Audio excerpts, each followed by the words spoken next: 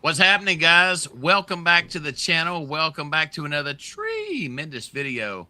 We are here to talk about that man below me's favorite thing in the world, dadgum cryptocurrency. That's right. Dadgum crypto. I have a 6-year-old in the house. I have to watch myself. That fudging crypto. Me, I have headphones on. He can't hear you. Well, my favorite thing, your favorite thing, goddamn cryptocurrency. That's right. There we go. Yeah, all right. There we go. So, wow, guys, what a week in crypto, just across the board. There is so much to unpack.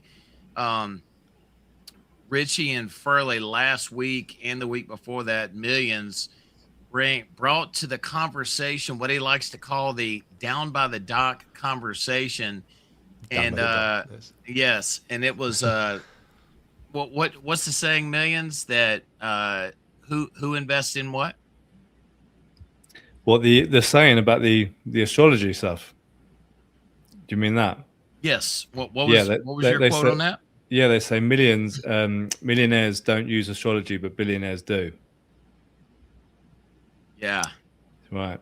It was all based around the blood moon thing, and yeah, I shared a load of stuff about the importance of that side of things, but I mean that's a whole rabbit hole. Do you really want to go down that rabbit hole today? Well, lately I've been mentioning using the lonely male economy, sometimes called the simp economy, and leveraging that because it's very effective. Okay. So let's start. First off, everything we're going to talk about tonight, one of us has a bag in it. I know for a fact my son went fishing this week, and he tried to get his bait as deep down into the depths as he could. So Richie, I know you have done some videos on it. Millionz, I know you've done some videos on it. How deep have you guys gone down into this? Let me pull the screen up here.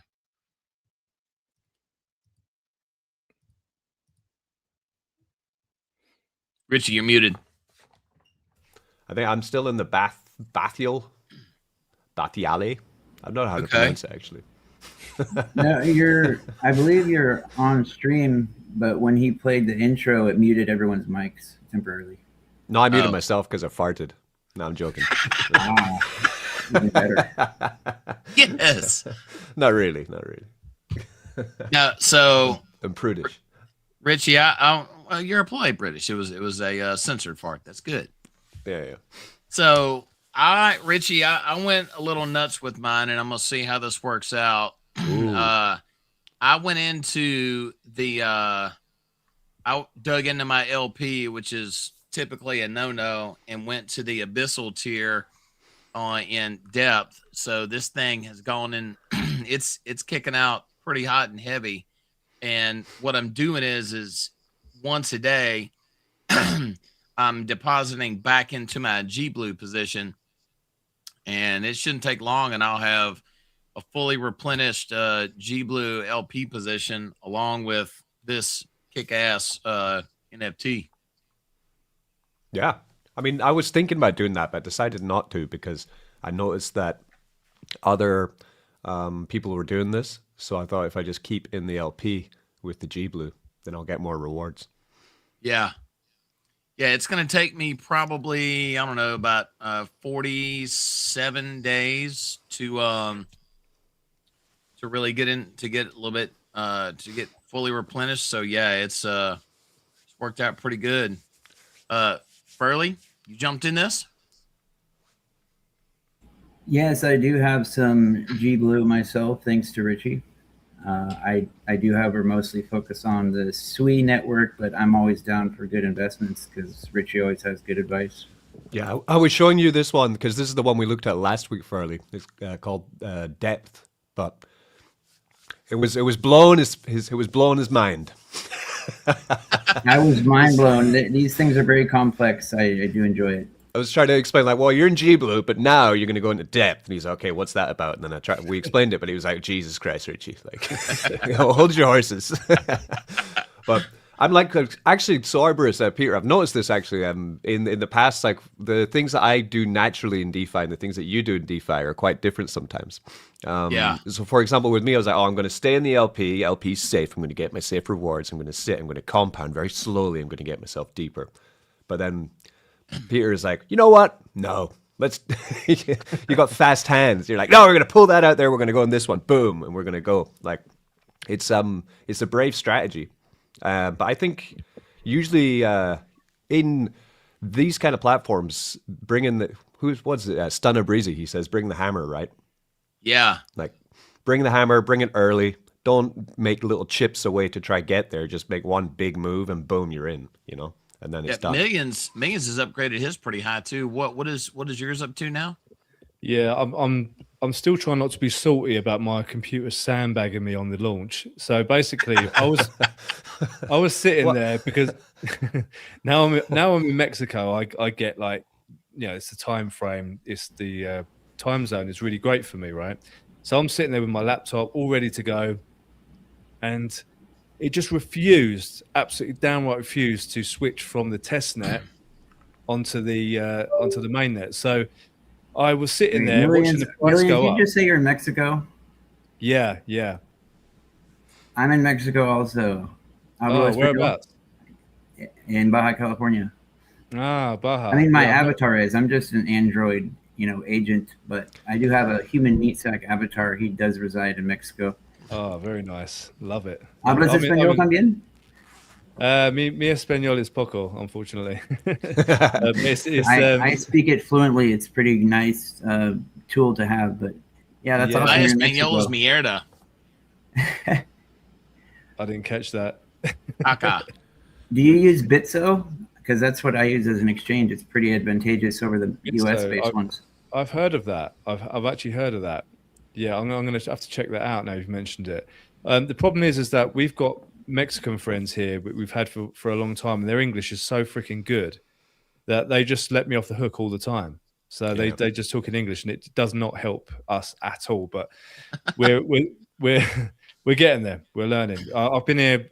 Well, we've spent a lot of time here over the past few years, but we've got a year lease here in the city now. So we've been here for about 3 months. So I'm gradually picking it up. Oh, okay. Because I've been here for like 14 years now. Okay, so you got a head start on me, right? Originally from the Bay Area, California. So language was important for me to learn. Yeah, but it's cool. It's really nice in Mexico. The leverage you have over the US regulations or UK regulations. Yeah, for sure. I mean, the UK, I call it the USSK now. Things are getting crazy over there. So I had to get a plan B for the family after everything that went down in 2019, 2020. It was, and Mexico was the first plan B, but I've got a couple of other plans C and plan D getting lined up for 2026. So I'm becoming a full passport bro. So he's coming to Mardi Gras. That's plan C. I'll tell you, after the stream, I'll send you all the tricks and stuff you should know to leverage Mexico, because I know a lot. Oh, yeah. Send it, brother. Yeah, absolutely. Absolutely. In terms of depth, so basically I was sitting there watching the price go up and there's nothing I could do about it. I was like absolutely fuming. I literally almost threw the laptop out the window. It was that bad. But anyway, so I switched the whole thing off, came back on, and it was like 18 cents. I was like, but anyway, so I got in. I've just maxed out midnight, which is now paying $23 a day, which is nothing to be laughed at. And I will probably upgrade to how do we say it, Richie? How do you pronounce it? Bathial. Bathial. So I think you have to be like a proper British colonial Victorian style accent for Bathial. Yeah, I might just go Southeast London on it. Go Bathial. Bathial, Bathial, mate. I'm going to take a quick detour to finish the YouTube VTuber video real quick. So if I'm silent, I'll be right back. Oh, yeah, no worries, man. In the South, they were pronounced Bathial. Bathay, y'all. Bathayo. Yeah. Yeah. All of it works. It all seems to work, doesn't it? But that's So my you next stop. So you couldn't buy the launch because the Wi-Fi was shit? It wasn't. Or... It wasn't the Wi-Fi. I've got no idea what happened. It was my computer just wasn't switching from the test net, and I was refreshing the page. I was disconnecting from Rabby. I was going back on. I even tried MetaMask. Nothing was working. So eventually, I just had to accept defeat, which is not good for. I don't accept defeat easily, but I had to switch the whole computer off and come back on again. But I got in around 18 cents, so I'm not going to cry about it. Yeah, it didn't dip enough either. Because for me, I was because Aaron usually launches projects when it's about 3 a.m. for me, which is generally where not just Aaron actually, most developers launch around that time because it's the best time to launch, basically. But yeah, so by the time I woke up, it was already like 22 cents. So I was like, fuck. Oh, wow. But it dipped like it went down to like 15, but it wasn't low enough. I thought it was going to go a bit lower, but it didn't really. No, and it's actually holding pretty strong now, even with the market looking quite choppy. It's actually holding up quite nicely. So obviously anyone who's in G Blue is loving this right now. Yeah, because they're minting a lot of NFTs, I've noticed. It's almost 500 now minted, which is great. And what, we 10 days in? Yeah, about like that. 9, so 10 days? If we do a comparison then, so if Peter, you're on the one above me, what's it called again? Abyssal, right? So yeah, Abyssal, you're on Abyssal, right? So how much are you, and you're maxed out with the sacrifices, right? Correct. So how much are you making a day in depth token? It's the daily rate is 361.64 depth. It's okay, 361, and then the one below the Bathial is making 180. So because what I've noticed as well is that the sacrifices get you way more tokens than the actual upgrade, which is interesting. Yeah.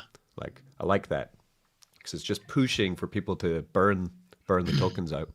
Yeah, absolutely. I mean, yesterday I maxed out both sacrifices on the midnight level, so it went from literally from $12 a day up to $22 or $23 a day by doing the sacrifice, and I think I only spent about $110 on the G Blue to sacrifice that, and it literally almost doubled my payouts. Yeah. So it seemed like a no-brainer to do that. So now I'm maxed out. I'm just kind of looking at the next level up, and I think for me it's going to be about $1,200 crude maths, about $1,200, I think, to max out the next tier up or tier down, shall we say, as we descend. Yeah, but I think So, but then that takes it to $44 or $43 a day. So it kind of seems like it could be worth it. So Richie, you brought up a good point, like on this. So I'm in the Abyssal right now, but to go to Hadal, if you do the sacrifices and the upgrade, it goes to 904 depth per day. But if you just do the upgrade, it actually drops down to 334 a day. Yeah, I think from what I looked at on the calculator earlier, if you just do the upgrade, it just kind of pretty much matches you to the maximum of the one below you. I'm pretty sure that's right. So if you're maxed out at tier 5, and then you go to tier 6 but don't do any sacrificing, you're kind of going to be on the same income roughly. I think. I don't know. Maybe I'm wrong on that, but I need to. Yeah, it looks about like that. Yes. So the sacrifices is where the magic's at, really. Yeah. Damn, now I want to match Peter though. I know. I was thinking the same thing. Do it right now. Do it right now. Fuck's sake. I know. Do it right now. Well, I'd have to bridge in more though, because I'm looking at my G Blue position. I like it though, because I've got like 1.5% of the LP in the pool. Split that sumbitch in half and do it. But then like I like, because I'm getting like what, $12 to $15 of ABX a day. See, but then over here, if you do that, I'll get more. Yeah. If you do that, then SuiTrump can be down there playing a violin in the abyss with the tree hero. True.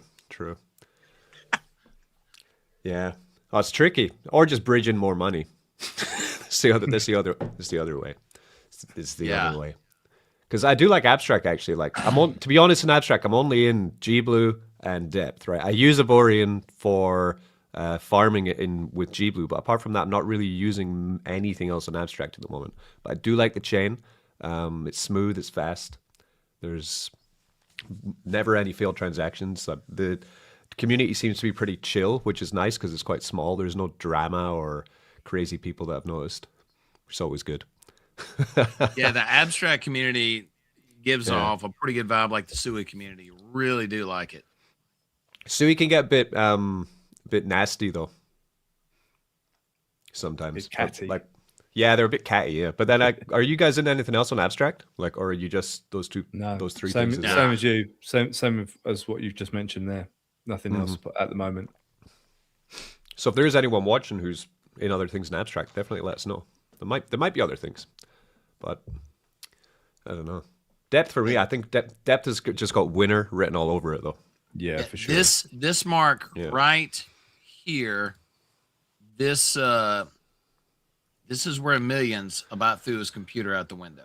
That yellow line right there. Yeah, there it is.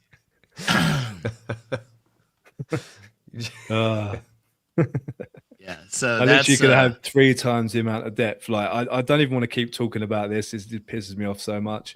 But yeah, I probably could have had 3 times the amount. So I probably would have been proper balling right now. But never. You would have been in the abyss. You would have been playing a violin with me. Yeah. See, my thing is exactly what Rich has just said. I've got a pretty strong position in the pool. I think I've got like 3% of the pool or something like that. And I'm like, I don't like. It really hurts me to give any of that up. But at the same time, $84 a day sounds quite nice as well. At the same time, so yeah. I went. I'll have to have a little think about that. I have to meditate. I went from.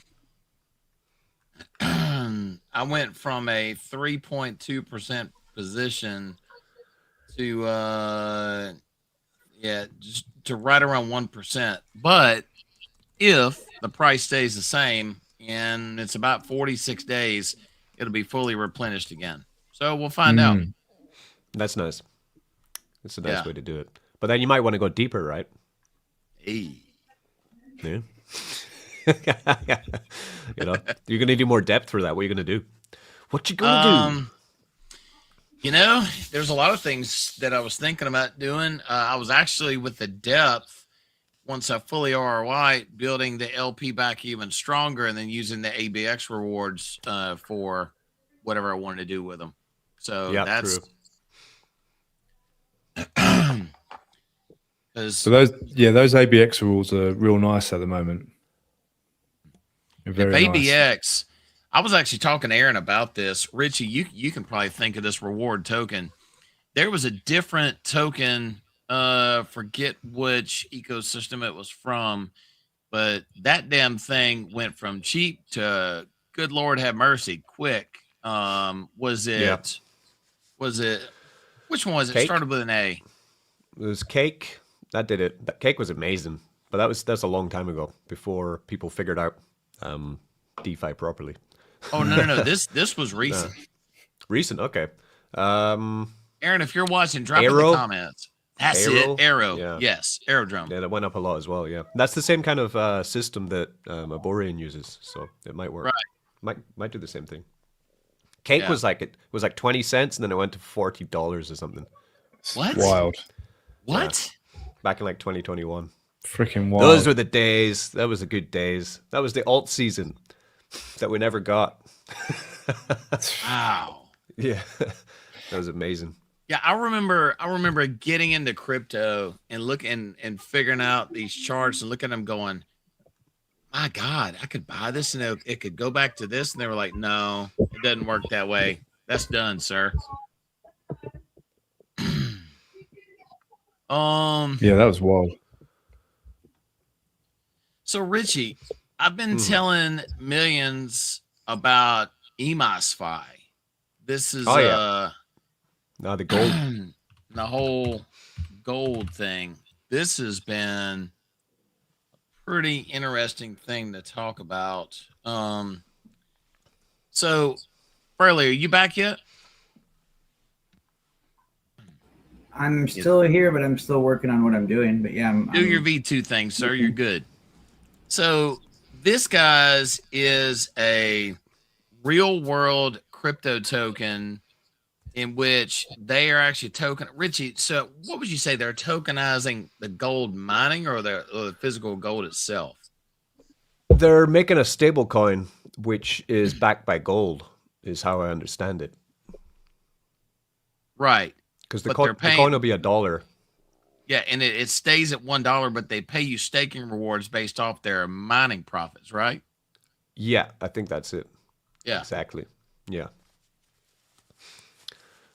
Yeah, so they have a contract. They have a contract or potential contract with mining equipment.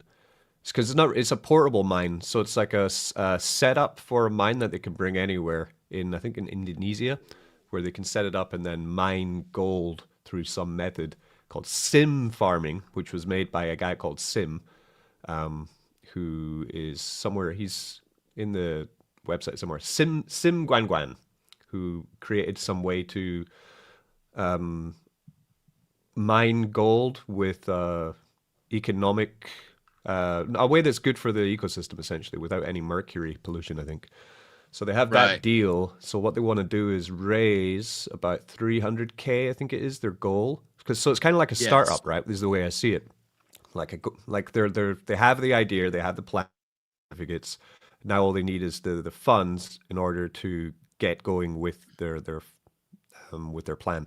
Where then the mine would mine gold. They'd stack the gold up in the storeroom. They'd back their coin, their stable coin, with the gold supplies, and then reward people in interest of more coins backed by more gold with staking. And I think they're also going to be trading gold as well with the profits. And they say they get a cheaper rate on gold than most people get. I can't remember the reason. So there's a bunch of things going on. Gold lending as well will be. Oh, look, they're at 81.8K. Yeah, so they're getting there. I mean, it's hard. Like a raise in this market is very tricky, you know? Yeah. Like it's glad I launched my token when I did, man. I couldn't imagine trying to bond out now. Jeez. Oh, yeah, definitely. Yeah. But I don't know. What's your thoughts on it, Peter? I like it. Just like any project, you don't put all your eggs in one basket. But on this, it would be a great. I put some into it. I'm gonna put a little more into it. So it's pretty darn fascinating. I've talked to Millionz several times about gold. He had a couple of times when he wanted to buy gold, but he couldn't because those darn people over there across the water. It wasn't his computer this time. No, it was somebody else's computer. Okay, yeah, true. Hey, see the grin on his face. He don't want to talk too much about it. Yeah, but yeah, it's pretty darn fascinating. I'm definitely gonna stick some into it to see how it goes. You had a really good interview with them, Richie. That was really, really good. Yeah, there's a couple things that, like, from looking at the way they're approaching it, like, I think their plan is solid. It's just about communicating their plan to people who are landing on the site to check out the project. I think they might have a little disconnect there. Like, they've improved the private sale page now. Before it was a little bit vague as to how much they'd raised, where the money was, these kind of things. Now they have like a bar that says, total raised 81K coming up to 300K.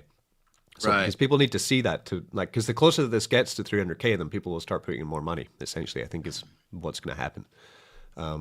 It says at the moment it's like 81K. From their stats, it says only 30 investors so far into it, right? Which, if it's only 30 investors, they shouldn't show that, right? They don't need to be that transparent. You know what I mean?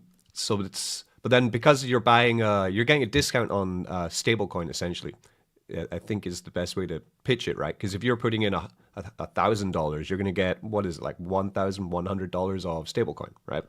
But they're going to be locked for a year while you're earning on the appreciated asset, and they set up the business.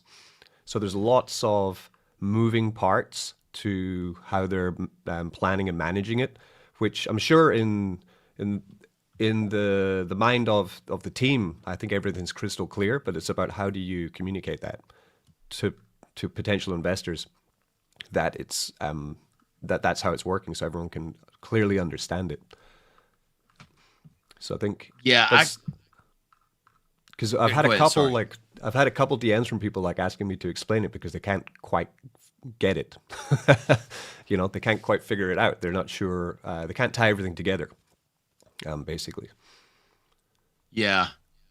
Yeah, it's a good take on it. It's just, that's one of them things, and a lot of EMOSFI really comes down to trust, as it does with projects. So I mean, I've never met them. I know you. I know others that have been around a whole lot longer. So yeah, so it's just, you know, it's one of the things. It's like, I'll give it a whirl and then we'll go from there. Yeah, guys, I posted a thing about the stream and I attached a video to it, and I tagged all 4 of you guys if you want to see what I'm referring to. Yeah, absolutely. Yeah, because it's a bit different. It's a bit of a different thing, because usually when there's a pre-sale, it's like you're going for a pre-sale. It's never going to be in the real world. It's all in the crypto world, and what you're going to get is tokens immediately, and you're going to be able to do stuff with the tokens, right?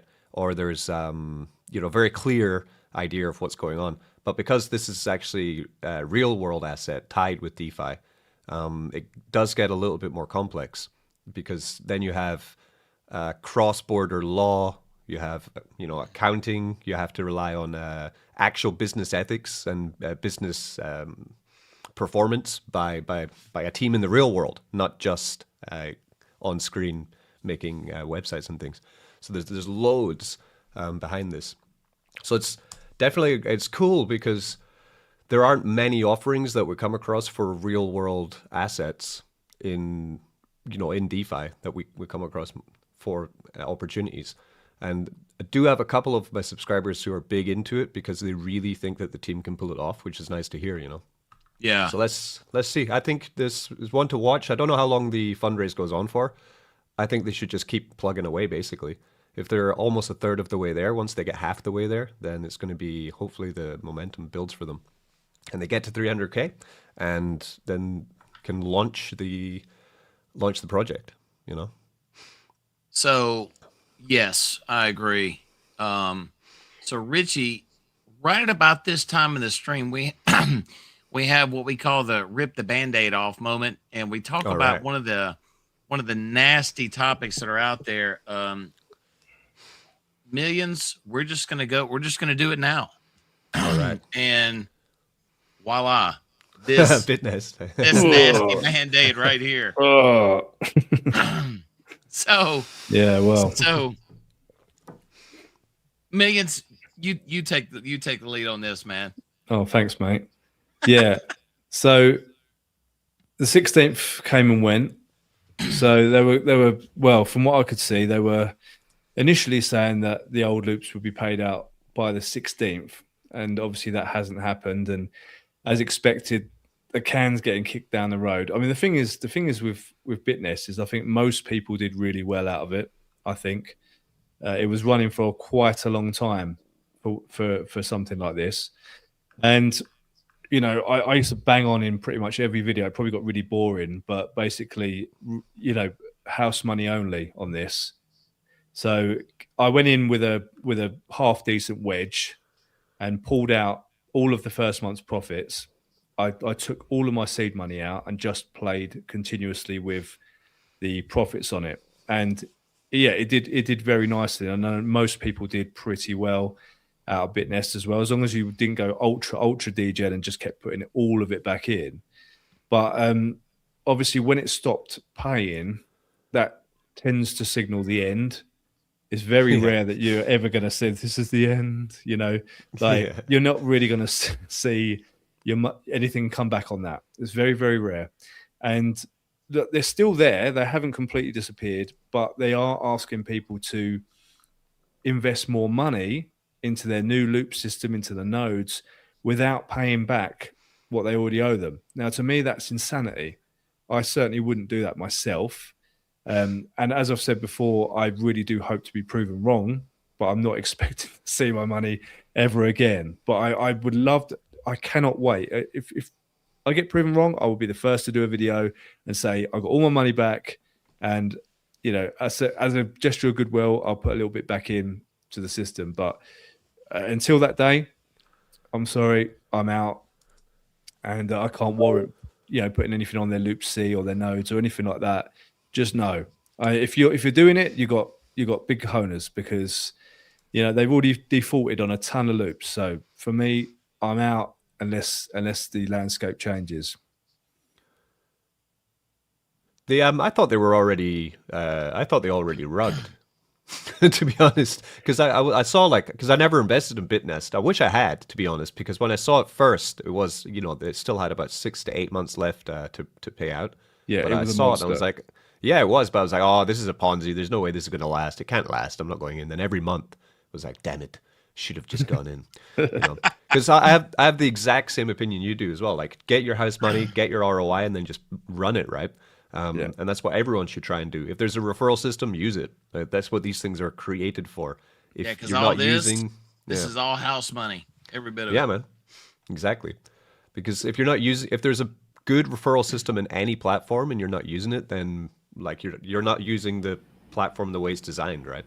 Is the way I see it. That is one thing I do have the ability to chime in on. The referral systems on things are very powerful because they're very useful when they're set up correctly, especially when it's beneficial for both sides. That's usually when it's the most effective. So, that's a powerful tool. But so because what I noticed with BitNest, I don't really know much, but I know that people stopped getting their loops back, and they said, well, if you want your money back, you're gonna have to buy a node, and if you buy a node, you get your money back. If you don't buy a node, you're gonna have to wait for your money. And I'm guessing then the money never came back. Well, it's been about 3 months, Peter, right? It's been about 3 months since the last one was paid. So, oh wow, okay. Yeah. So, but the thing is, they started up. All the old loops were in USDT. All the new loops, they've started this new BitLoop C thing, where it's all in USDC. So apparently they're paying out. I've got a lot of people that are saying they're currently paying out, but I mean, look, they owe a lot of people a lot of money, right? So I can't think why you would ever be possessed to buy a node or anything like that. Yeah. For me, it's like absolutely. I mean, that just to me is just insane. Yeah, insane. My last loop payout was 126 days ago. So I'm like, I'm gonna wait. Yeah. So it's kind of similar to like Paca Finance, but then Paca had a completely different idea because they said, oh, we don't have enough money to pay you all back now, so we're going to pause and you're going to have to wait. But no one's getting anything, so we're just stopping. So basically Paca is still closed. They're saying eventually they've got most of their cash in SuiCoin, LP pools, I think. They said when the market recovers, then we'll begin paying out basically. So they just paused to put it in Sui Farm. But well, then they'd eat all the impermanent loss because I think they paired Sui at like $3 or $4, and now it's like under $1. So they'd lose 75% of people's money if they unpair now. So they can't. They're stuck.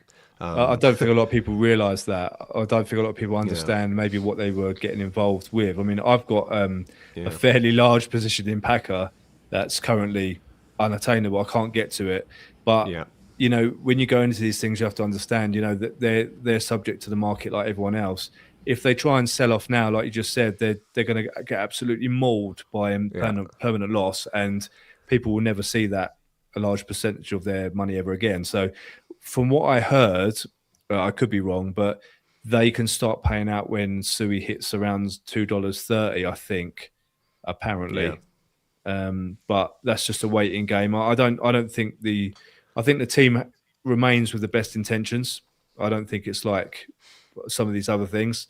I do think that if the market situation improves, then we probably will start to see our money again from Paca. So it's just annoying because I can think of a lot of things I'd be doing with those funds right now. And I've learned a lot since then. I wasn't really into yield farming then. And it was like, oh, if someone else can do it for me, then I'm just going to put a ton of money into this. I've got a lot more knowledge since then. So now I look back and think, well, yeah, I probably wouldn't have gone in as heavy, but at the same time, you know, I think the team's got the best intentions. So, yep, that's a funny chart. Jesus, what a time to launch, right? Yeah, it's pretty eye-opening when you put those 2 dates and then you put a horizontal line with the prices, right? Yeah. It's annoying because my it was supposed to be launched way earlier, but my team took so long to get everything ready. But you know, you can't fight the market. It's the same as another one I'm in called Dex bonds. So I guess they're similar to Paca because DexFi, because DexFi and Paca have just continued being who they are. They haven't asked you for any more money, or they haven't changed the plan. They just kind of continue doing what they're doing, right? Whereas with Bitnest, they kind of changed up the plan, right? And they said, well, now we're going to open another plan. You need to put money in there. You know, this kind of stuff. Like, it's pretty shady what Bitnest are doing. With DexFi, I mean, if you go up to where their LP is, because they have everything completely visual of what they're holding and stuff. Their problem is similar to Paca, where the LP that they're holding is all quite risky, I would say. Like in their base bag, for example, like a lot of their LPs are with altcoins, which of course have been completely decimated over the past 6 months. So you have like that banker coin, it's a pretty wild coin. Oh, that's is that the AI one? Banker, right? Yeah. Yeah. So they have a lot of banker. They have Tibber, which is a new rabbit meme coin. Brett Hartman actually told me about Tibber. But I mean, so this is like high risk, right? Actually, what they're doing with their LP, like they have what's that, like $80,000, $100,000 worth of meme coin in LP. Yeah. So they're really banking on fees coming from these high volume pairs. But the issue is if the market goes down, which it has done, that means that they're going to eat massive losses. Not losses because you don't lose till you sell, but they're going to have massive depletion of the amount of the price of the bond, which is kind of what's happened. The bond was about $60 when I went in. I think it's about $10 now, right? They're $39.35 right now. Okay. Yeah, so I guess it was $200 actually. They used to be the bonds. So I was buying in at bonds at like $200 initially when it launched. And now you can buy in the same bond, but you can get it for $30 to $40. Yeah, so I paid $272 right there. Yeah, exactly, right? So it means that your profit and loss is going to be way down until the market recovers. But for them as well, they're just going to keep the same I guess if they keep the same plan, the market will come back and then the bonds will get more expensive and anyone who buys them at the cheap price will make loads of money. So that's the DexFi play, is to buy the bottom of the crypto market, ride it up. Basically. Yeah. I bought the top. Yeah. So on in here, that's when they launched, right there. Yeah, exactly, right. Yeah. So they had a couple good months. Yeah. So, but on this, Richie, let's talk about your world. Let's talk about SuiTrump. Sure. All that good stuff. Let me bring that up. Oh, I need to start a raffle actually. So we're going to do 100 Sui giveaway for SuiTrump. It's a bot that I've coded up, so it's in the SuiTrump Telegram. So I'll just start up the raffle now. I'm going to run it for 7 days because I want to make more changes to the bot, but I can't do it while the raffle's running. So Which channel are you doing it out of? I'll do it on the SuiTrump Telegram. Let me find it. Yeah. So the bot, I've made some improvements to our raffle bot. The way it works is I'll start a raffle, and when the raffle is started, it's going to be for 100 Kwai, 100 Sui, sorry, so about $100. It's going to run for 7 days. So while the raffle is running, anyone who buys SuiTrump is going to get tickets.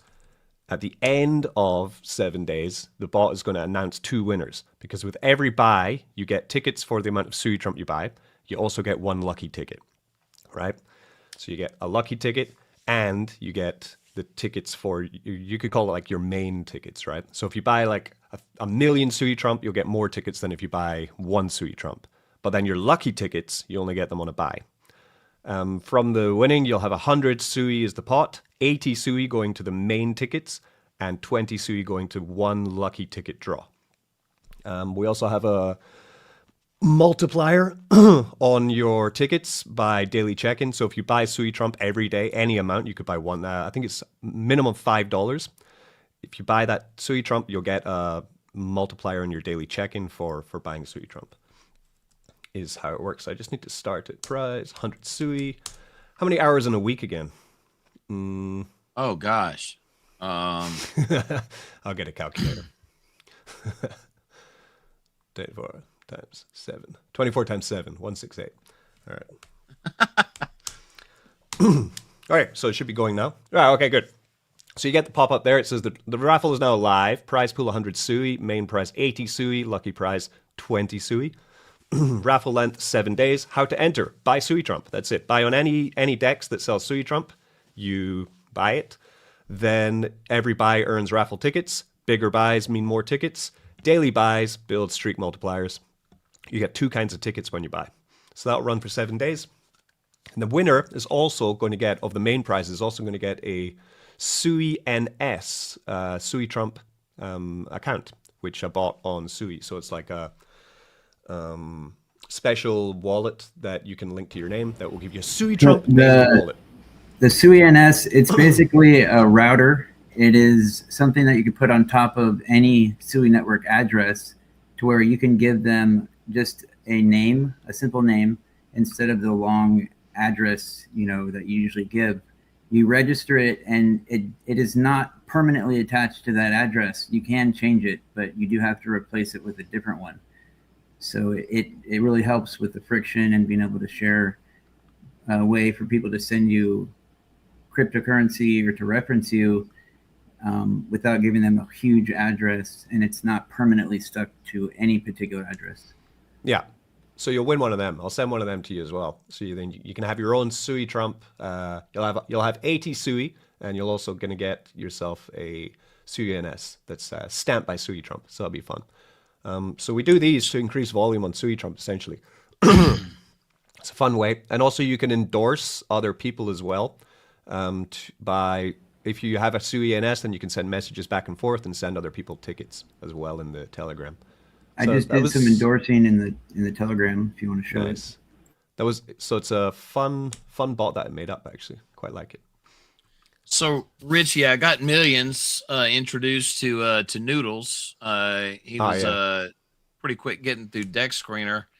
And so yeah, we the last 2 weeks we had some pretty good walkthroughs on this. Your chart, man, on SuiTrump's looking pretty good. Getting there. I mean, we're coming. I think we've kind of floored now. For now, around the floor was about 100K market cap, I think. So now we're slowly starting to build. But I mean, what I usually say on my channel is I think we're due for one more big horrible dump at some point, probably in April or May, I think. So I don't think we're out of the woods yet with the bear market by far. So we'll see where the market cap goes. The lower it goes, the more we burn. So it's all right. Yeah. So you're at 135K. Yeah. Right now. Yeah. Interesting. Let's see. And down here at the bottom. SuiTrump's a tricky one though, because I mean he's kind of a polarizing individual, I have to say. the way I look at it is once people realize the utility of the SuiDex and they see the professionalism behind it, they'll actually take a closer look at the tokenomics of the SuiTrump coin and see that it's probably more legit than anything else they've been investing in. Just because it has a Trump character shouldn't matter.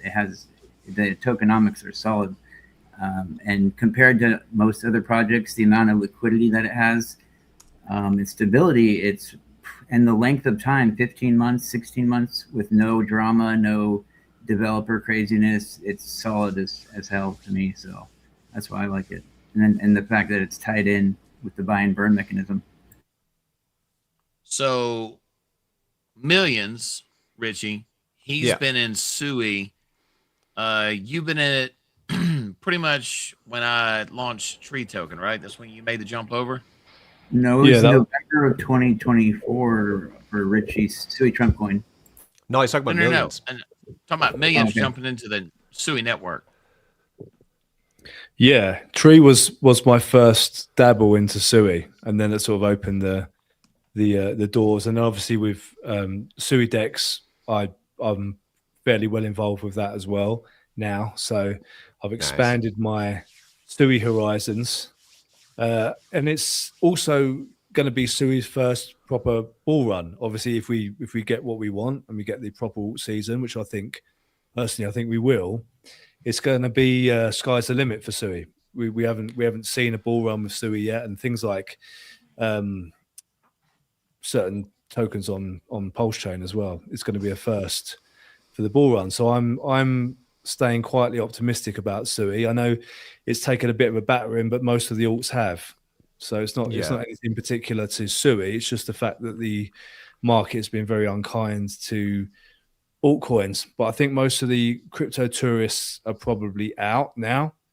And as Richie said, there's a good chance we will obviously see these pullbacks as totally normal as you ascend from the bottom. It doesn't mean it's going to be lower than now. It just might mean that we get a few more big DCA opportunities, which is what I see them as. So buying Sui at sub $1 doesn't bother me at all. I've got nothing to be concerned about there. Sui's been at $5 in the recent past, so it's going to be very exciting to see when Sui gets off his ass and starts moving, to see how insane SuiDex and Sui Farms is going to look when that happens, when the volume starts picking up. So I can't wait for that. And I have some updates about the network later on after you guys are finished, just on the technical side of things that they're doing. So I'll update everyone on that later.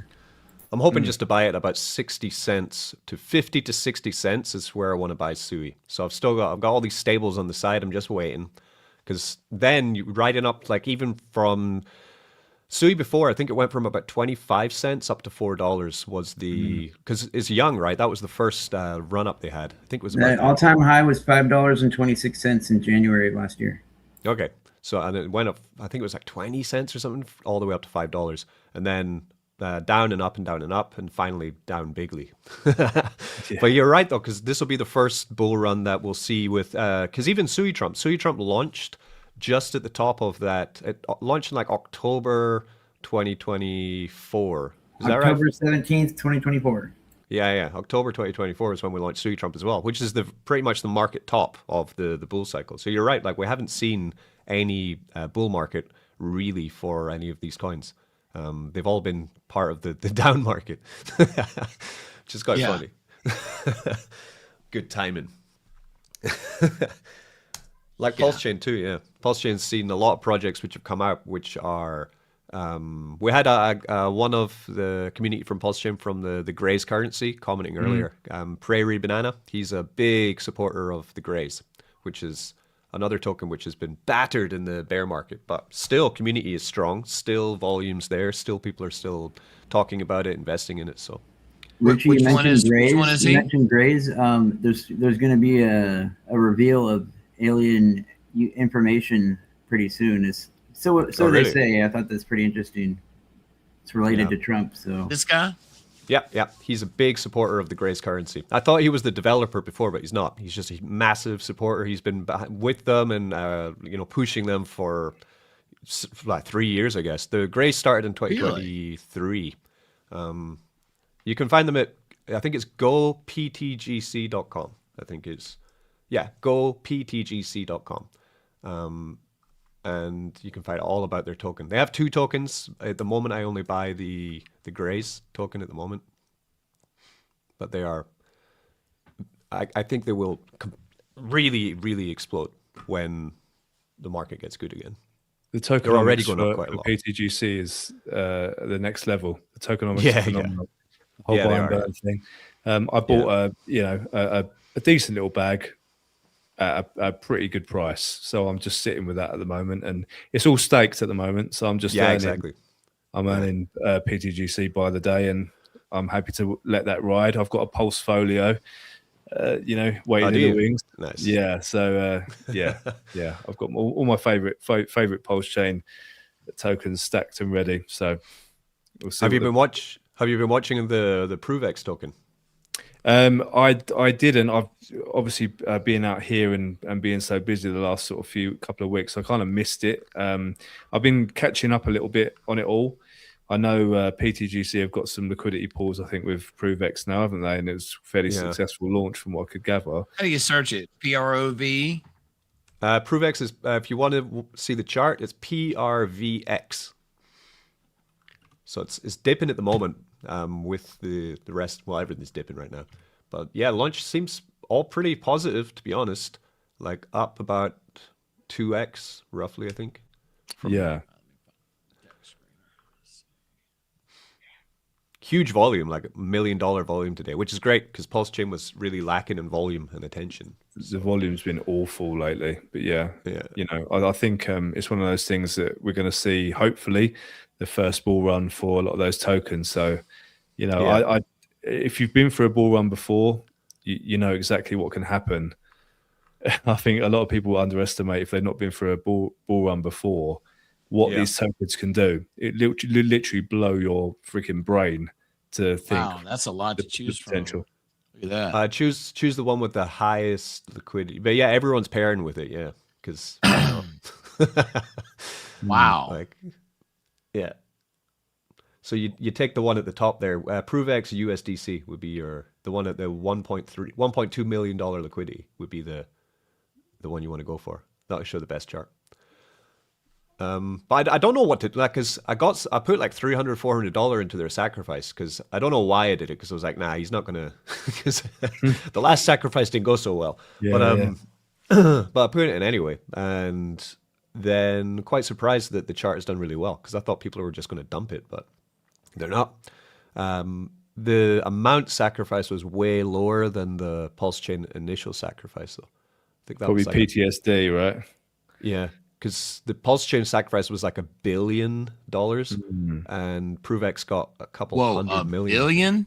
Yeah, $1 billion was Pulse Chain sacrifice for Pulse Chain, and then they had another one for Pulse X, which was again loads of money, hundreds of millions of dollars. ProveX, I don't think it had that high at all. At the last moment, there was hundreds of millions which were being sent into the sacrifice for it, but I think that was actually probably just Richard Hart, because he's a narcissist. like he couldn't. Those make some of the best CEOs. Narcissists, like Steve Jobs. They're excellent as CEOs and running shit. It's true. Hey, have you seen this called the Pentagon Pizza Index? Yeah, this is great. Oh, you've seen this site before? Yes, I've heard of that. That is good information. It's just the same thing as like Polymarket is a good place for information, because when you're talking about opinions, people will have different opinions, but once it's involving money, they're not going to lie, because they're not going to lose know that we're money. in DoCon 3, okay? DoCon 3, Pizza 3. Does it get any worse than DoCon 3? I don't know. It can always get worse, always. It looks like it's getting worse, to be honest. Like it looks like it's they're going through scorched earth right now in Iran. It looks like I'm going to blow up this. Well, I'm going to blow up this. Well, if you're going to blow up that, then I'm going to blow up this. Like, look at this explosion. Like, when it's at its worst, we won't even be able to access this page. There will be no infrastructure. The internet will be down. There'll be nuclear winter. So that's the worst one, is when you can't even access it anymore. There'll be no then pizza everybody left. will be like, What? On God's great earth! Woo!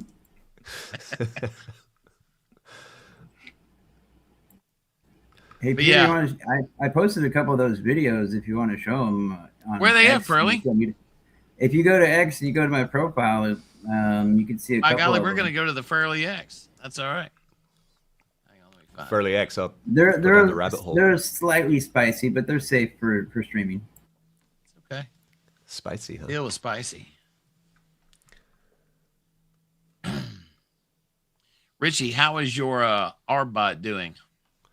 Is going well. I'm training it right now while I'm talking to you, actually. Your eye is talking. But yeah. Oh, the camera's doing something. Yeah, at the moment, because the way I've trained it is with Claude Code, you have these things called hooks, which are pretty powerful. You make it's kind of like set up prompts, which you get it to reflect on in the morning. So I have one, for example, called the performance scan. So it scans its 12-hour performance on the bot. But then inside of the hook is also, you should be reflecting on what you learned yesterday and improving on what you're learning today, right? So essentially the prompt that's going to be using every day gets updated automatically.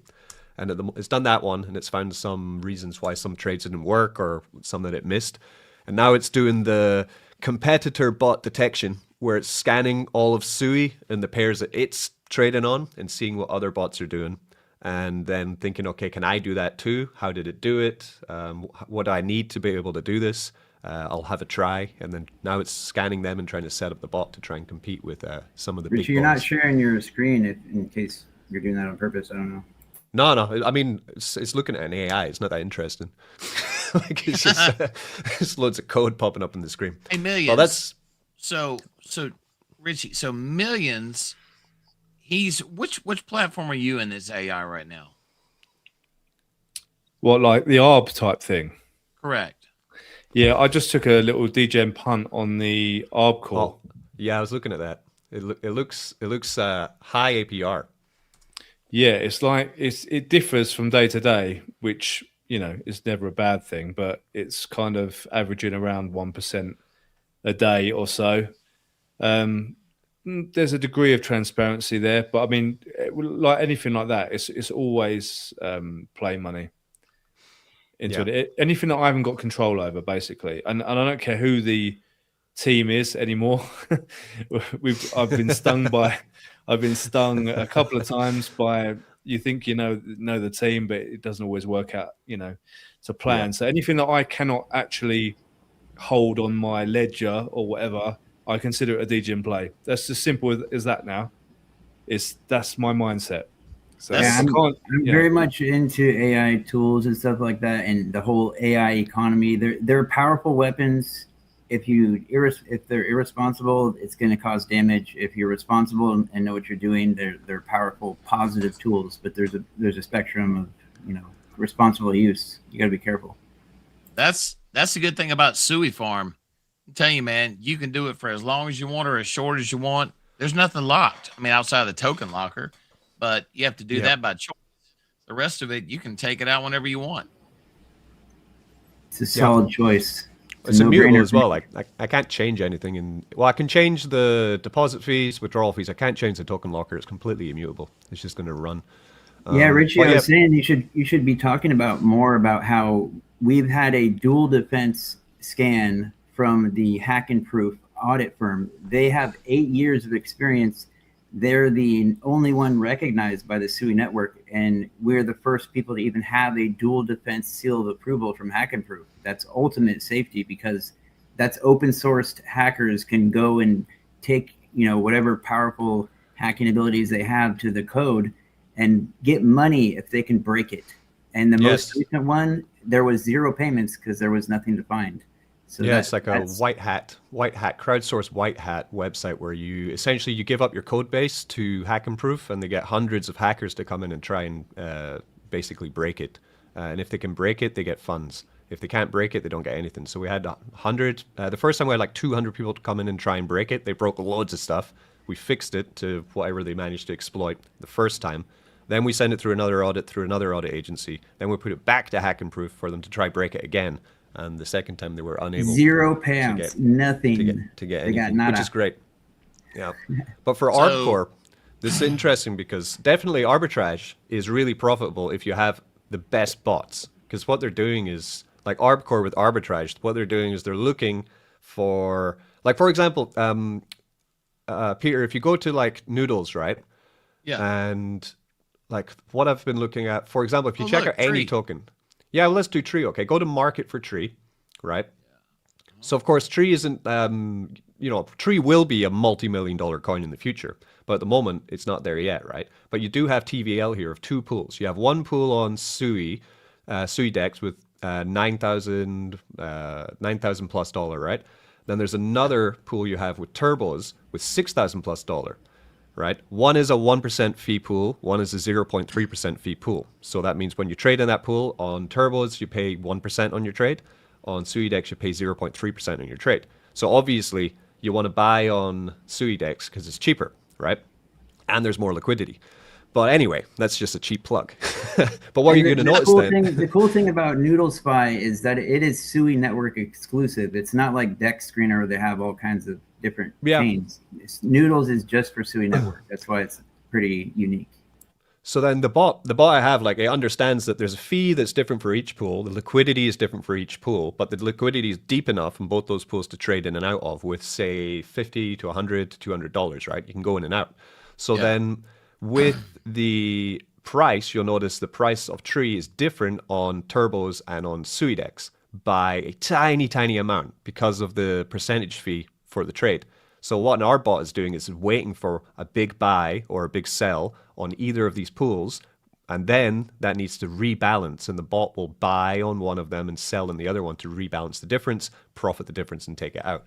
So what Arbcore would be doing then would be running our arbitrage bots across all the networks, all the chains, looking for differences in tokens that have different LPs for their coin and different token values, and it's extracting the difference between them. But my big question always with any of these kind of, also with Aurum, which is a trading bot, I don't know if they do arbitrage, but if you had that, right? If you had a bot which was able to make 1% a day, why would you share it? Why not just keep it, right? And don't tell anyone about it ever. And then make 1% a day for the rest of your life on your bot. You know what I mean? So that's always the question I have with any of these AI bots. I would share it, but like for a huge price tag privately. That's the only way I'd share it. Yeah. So definitely house money, definitely risk capital always for any bot one. Aurum, Arbot. There's been loads of them in the past that have gone in, and none of them are around today. So what does that mean? The proof is out there, but money is there to be made. If you get into them early enough and you use them in the right way, you can come out the other end with profit. Like blockchain money. Is it blockchain money? It's a guy in my Telegram, normal Telegram, just the Crypto Mischief chat. So he's been in Arbcore for a couple months now. He's already in profit. And now I think because he onboarded some people, they just gave him $3,000. And he was like, nice, $3,000. There we go. So like this is how you play it, right? Yeah, blockchain money. There we go. There's the same thing happening right now with AI is instead of paying for compute, there's programs right now that are giving away free money and like access to powerful models that, they will pay you money to use instead of paying for it. And they're better than the ones you pay for, but it's complicated. So that, it's a different stream to talk about that probably, but I'll show you guys. Hey, you mean that guy right there? Yeah, there. He got a gift of $3,000 from them because he has been in it for long enough. He's spreading the message, telling people about the platform, and they rewarded him, right? He's right there. He says the Arbcore need the money, need the liquidity to make more cash. Because, the more capital you have in your arbitrage bot, then the bigger trades you can make, right? You can make huge trades. Like if you go into, I was looking on Sui at like tokens like Deep, right? It's kind of like the ledger of Sui network, right? Their liquidity is insane. They have like hundreds of millions of dollars of liquidity. The same developers. It's not some third party made by it's in labs. Yeah. So it's just across different pools. They have 4 pools across Sui with like 800K, 150K, 400K, 200K. Amazing for arbitrage, right? Because you're going between 4 pools which have really, really deep liquidity, right? Wow. And for Sui, that's big, right? Because Sui's not Solana. But I don't know if Arbcore go across Sui. They probably do Solana, base chain, Ton, probably, because Ton. Yeah, I've had a look at the transaction IDs, and I've seen some from Solana, from Ton, because it started on Ton as a trading bot on Telegram. Okay, yeah. They've only had the web interface since December, and I've seen some Solana, I've seen some base chain. So I don't know. I'm not sure about Sui, but they've got a list of exchanges which I'd need to look through. But Yeah, I mean, at the moment, I mean, it's paying out. I think the whole of February, it was averaging at 1.13% a day. There were some days where it was at 1.3, some days where it was near 1%. But either way, since December, it's been doing basically that. So I feel like it's still pretty early. These things can, I always think if it can last a year, then exactly, that's plenty. Yeah. So that's the speculation I always put in. I'm like, I'm not going to jump in after 8, 9, 10 months and start promoting it and saying this is it needs to be in the earlier stage for it to, you have the runway to make your money back and also make some decent profits on it. But so far, so good. It's playing out beautifully every single day. So we'll keep running with it. Yeah, I'm tempted to go into it, but at the moment I went into Aurum and then I kind of thought, well, I'm already in one high risk bot with money locked basically in there. Well, it's not locked. I could take it out, but I have to pay 35% tax to take the initial out. So it's not. You can lose money taking the money out. I'm in one called BG Wealth that it's pretty interesting. When you put your money in, you have to, I think it's 30 days, 40 days, and then you can pull it out without a huge tax on it. So that's pretty interesting. BG Wealth. Yeah, I'll send you a link on it if you want to see more about it. But I put 500 in, and it's right around 872 now. It's not too shabby. Nice. How long you been doing it for? It's $500 has been paying about 1.3% per day. I was doing it for a while, but during Mardi Gras, I could not make it to the trade signals because I had 4,000 people watching a live stream. So you still recovering from Mardi Gras videos, didn't you? Yeah, I watched some of your Mardi Gras videos. It's pretty fun. It's like seeing you in your element. Like, it's quite funny watching you do things that aren't crypto, like doing like real life stuff. It's like, interesting. It's like you realize you've got a body. You have a body. It's like, what? We all know about the Mardi Gras beads, right? Peter, how they give out the beads. You know what you get in return for that, right? Oh, we got Thomas G in the chat as well. Rector Riches. Nice.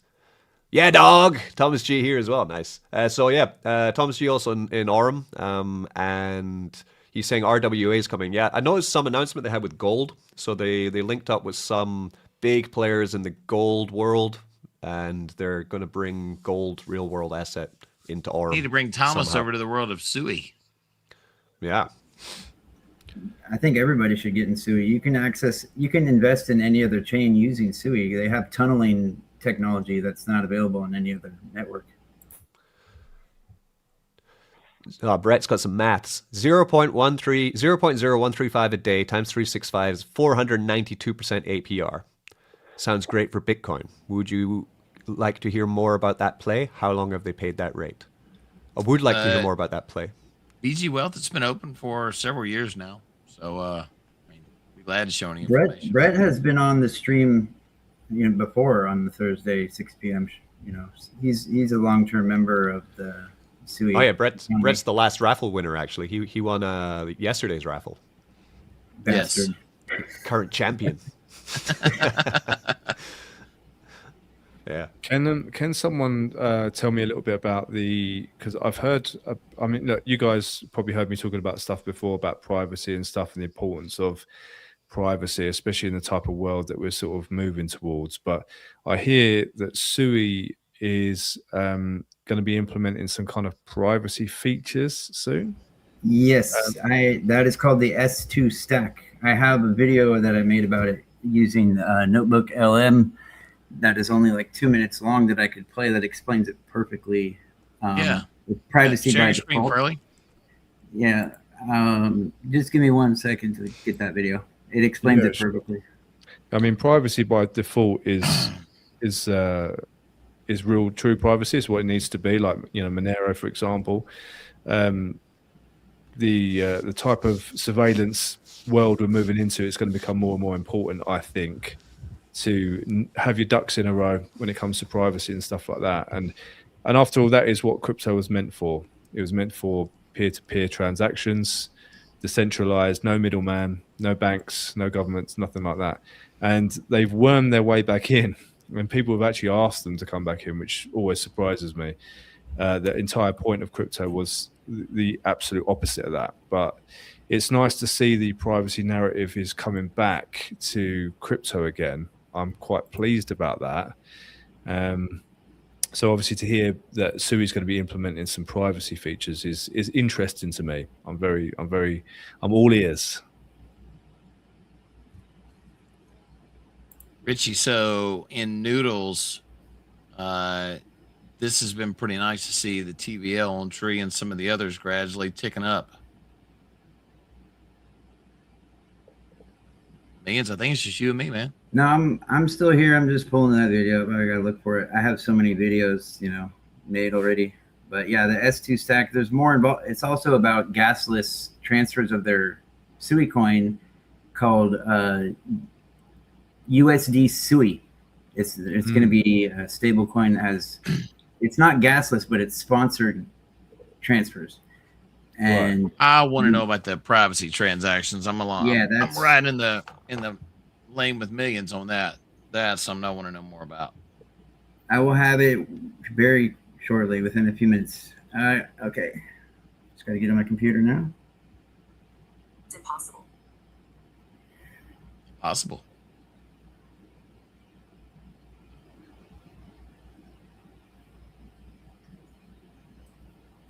Shall we transfer it over like this? There you go. Ooh, can anyone hear me? I can hear you, Richie. I thought it was in the Matrix. Hey, you It were. looked like you were signed off. You were in the abyss. I was here, but I was saying the line on Tree is really nice. It's a nice line. Yes. Yeah, it's going up. So it's like a feeder route. So Tree, you haven't told us about Tree. So you've been messaging me, Peter, about Tree and the NFTs and what's happening. So what's happening? Yeah. I need to hear So really excited about this. So today I got a message that we are pretty much ready for launch. So I'm going to post a teaser message in just a second on X about what to expect. But basically with Tree, when you buy your NFT and you hold it in your wallet, you'll have access to the game. And if you decide to stake it in what we call our Arboretum, that's when you will be able to earn passive rewards and also grow your tree at the same time. So that's going to be fun as well. So Richie, coming up when we have our discussions, we're going to need to start our schedule for the battle arena.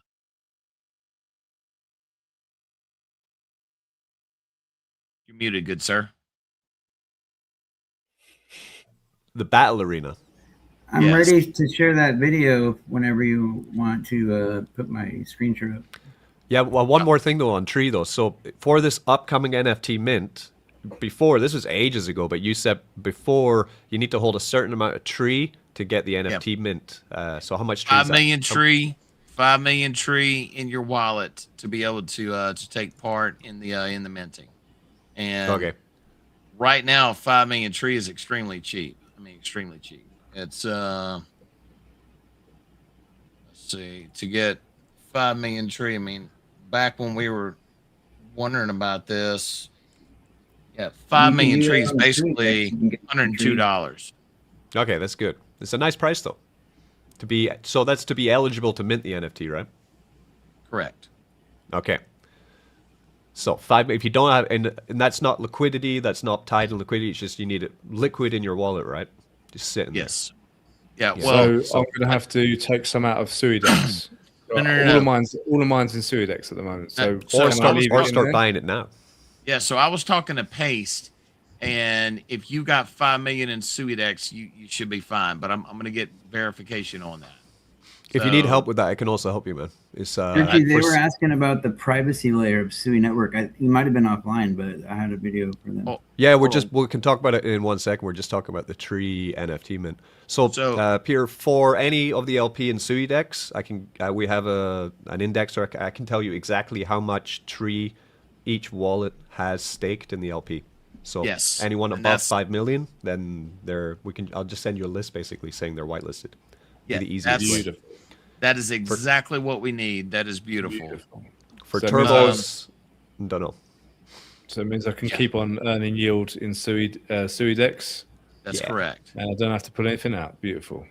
Yeah. Something that I wanted to point out to everybody is this gigapump that we had in the beginning. We went to a $336,000 market cap. That was with no burns in place, no games scheduled, no nothing. We've taken out of circulation almost 137 million tokens, I believe it is now. A lot of that is burned, and a lot of it's time locked. And the other numbers that we crunched the other day, Richie, with the total amount that's out there now, it's right around 49.8% of all the tokens are committed to the ecosystem and either staking or some other action where that's basically taken out of circulation as well. So between everything, you're talking 30% of what's out there circulating now is what everybody has to work with. So if you want to get in, not financial advice, but now's the time to get in. Right now. I agree. By that tree. Peter's a good guy. We've known him for a long time, and a good project, very steady, and always putting in work. Yeah, as a matter of fact, let me get the exact number for you guys right now. Let's see. Okay. So, Furley, you were going to tell us about privacy? Yeah, I have my screen sharing thing ready to go. They wanted to see the video that I made. It's only like 2 minutes long. It explains the S2 stack. Nice. 1 second for that. Let me know when you want me to play it. Fire away, sir. Get the popcorn. Who wants to end crypto's so-called glass house era? Let's dive into their huge 2026 plan. So, what was once seen as a feature, total transparency, is now seen as a massive liability. Okay, problem 1. Your killer trading strategy, it gets copied instantly, erasing any advantage you had. And then there's this. Your business payments are public, basically giving rivals your entire playbook. And of course, there's NAV, predatory bots that front-run your trades, like an invisible tax. Richie. So what's the solution? A huge privacy upgrade that makes confidentiality the default setting. The tech behind this is a zero-knowledge proof called a ZK Snark. It's pretty wild stuff. Sui is using a specific engine for this called Growth 16, and their reason why is key. It's all about one thing, pure speed. Verifying a proof takes just 1.2 milliseconds, blazing fast. This tells you they picked raw speed over academic theory. It's a super practical engineering choice. And the payoff is huge. Sui's design means it can process these private transactions in parallel. But wait, this creates a paradox, right? Institutions need privacy, but regulators need to see what's happening. Sui's answer is a killer feature called selective disclosure, and it uses a special view key. And this chart really shows how Sui stands apart from the old school privacy coins, right? So here's how that works. An auditor gets a read-only pass to see your transactions. Simple. But this isn't just for compliance. It's also a direct economic weapon against MEV. Take the classic sandwich attack. A bot sees your trade and jumps in front to skim profit. On Sui, that just becomes impossible. The bots can't see the trades, so they can't front run them. The result is a much fairer market. That's what's going to attract serious traders and liquidity. And this isn't just one single feature. It's a whole developer ecosystem called the S2 stack. This stack has everything you need. A gas-free stablecoin, easy logins, and even tools for AI. With USD Sui, the idea is simple. A private, on-chain Venmo experience, but with zero gas fees. And Slush gets rid of the biggest pain point. You can just log in with a Google account. So, Sui is making a massive bet that the Glasshouse era is officially over. That was it. So yeah, that's Cool. pretty much explained the whole thing. It's not fully implemented yet. It is ready to go, but right now transactions are still viewable. But it is fully structured and ready. It's an implementation that is going to be like over the 2026 period. Wow, that's interesting. It's pretty wild though, because like for example, when you send because Sui is so aggregated, right? So say you want to buy a token that is across multiple dexes. So say it's on Cetus, it's on Turbos, it's on Bluefin, right? The 3 biggest dexes on Sui. When you make a swap, what it's going to do is the Sui that you use can sometimes just be split up into 4 or 5 different places, and then it will buy on 4 or 5 different dexes, and then it will send all the tokens back to your wallet, and you'll only pay 1 gas fee. Because, like, say you had 1 Sui coin, what happens is it splits it into like 4 Sui coins, sends out, they all pay gas, but they're paying basically the same gas, smaller amounts of gas, then comes back in to get the coin. So instead of buying on 4 different dexes to get a better price with 4 gas payments, you're buying on 4 different dexes to get a better price with 1 gas payment, right? Which is cool, but then when they add the privacy to it, it'll mean that people are going to be able to trade in like multiple dexes, aggregate it across the spread, and no one's going to have any idea what they're doing. Like it's going to be really, really good for hiding your money. Exactly. And somebody, like really somebody in the comments just said, where's that video? So if you go to my X page, x.com wisedegen, it'll be the most recent video that I post, that S2 stack video, whoever was interested in the comments. Cool. Yeah, the word crypto comes from the Latin word cryptos, which means hidden. So the entire point of crypto was to be like a hidden currency in it. And it's been, everyone's basically been psyoped, I think. I mean, even the whole narrative behind Bitcoin, it's like, oh, it's digital gold, it's a store of value. No, bro. It was meant to be used as a currency. As the whole point of Bitcoin was to step outside the bank, separate money from state, etc., etc. And they've managed to hijack the narrative so where people think, oh, it's just because it's like gold. It's just going to sit in my wallet and we're just going to speculate. And then if we make a little bit of gains on it, we'll turn it back into Ponzi fiat currency again. Millions, you're hitting the nail on the head. That's exactly Sui Network's whole idea. They are totally old school developers. They were originally, part of the DM coin on Meta, because Mark Zuckerberg, he flew in the most intelligent engineers in the planet to design their chain, but it didn't work out. So they split it off and they made the Sui network because it has Kostas Triakis. He had a PhD in cryptography in 2010 and helped expand Bitcoin. He's the lead cryptographer for Sui network. He's designing the S2 stack. So that's why there's some really great minds and OG decentralized first mentality of the whole network. Those are the guys behind it, Niston Labs. That's why I'm so much into the network, is the technology and the mindset of the developers. They really have something unique here. It's not even a blockchain.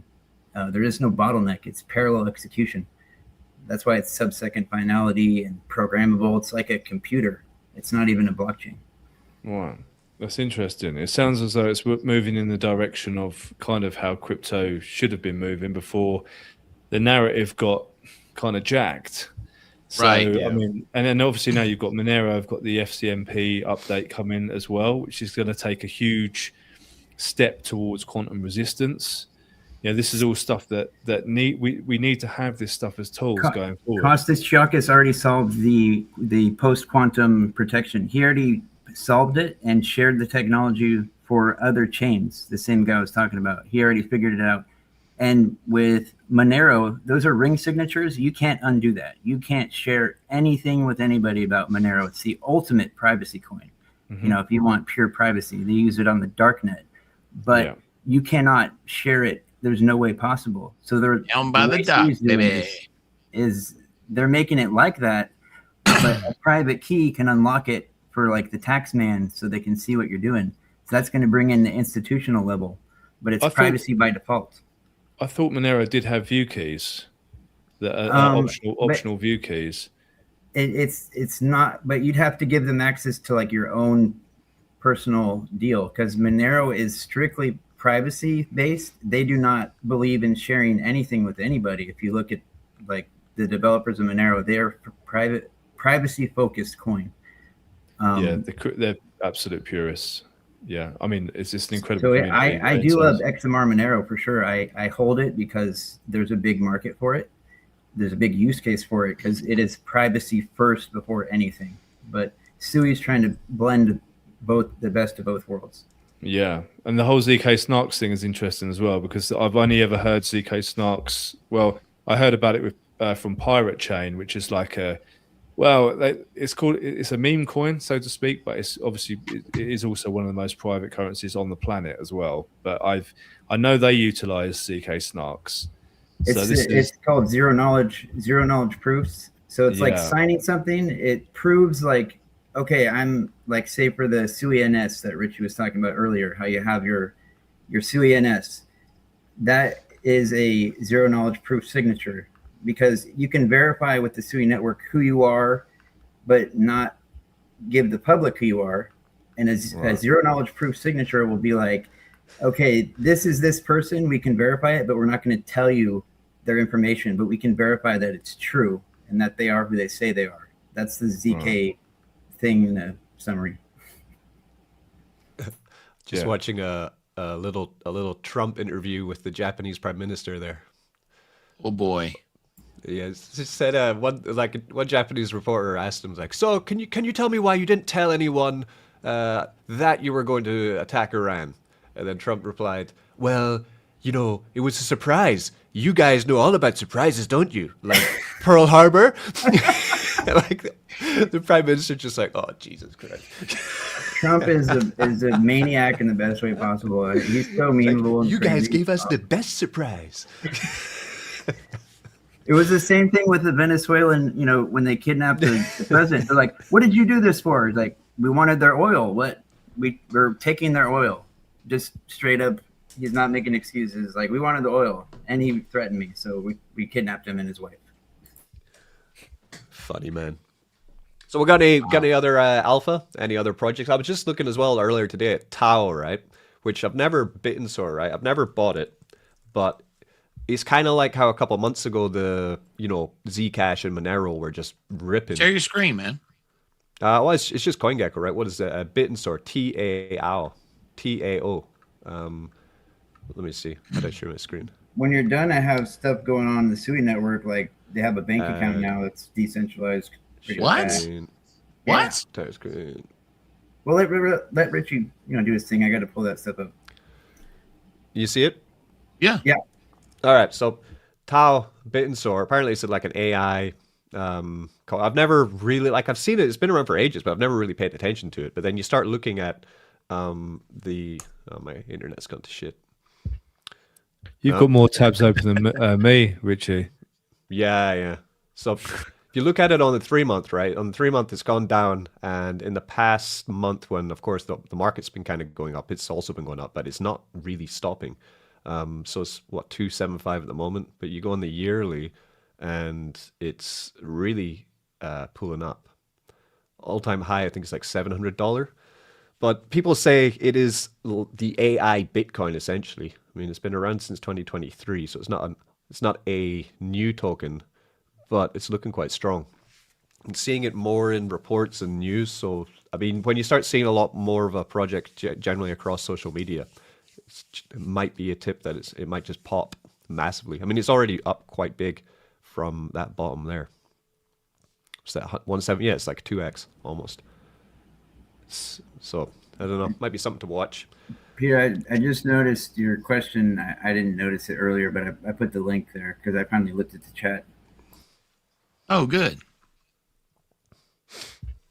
I don't know. Any other printers though that's paying you guys out? I'm gonna tell you, Richie. BG Wealth. It's been right around 1.23% per day consistently. But here's what's how do they make the money? How do they give you the? Do you have the site? Can we look at the site? Yeah. How do they do it? Let me pull it up real quick. Let's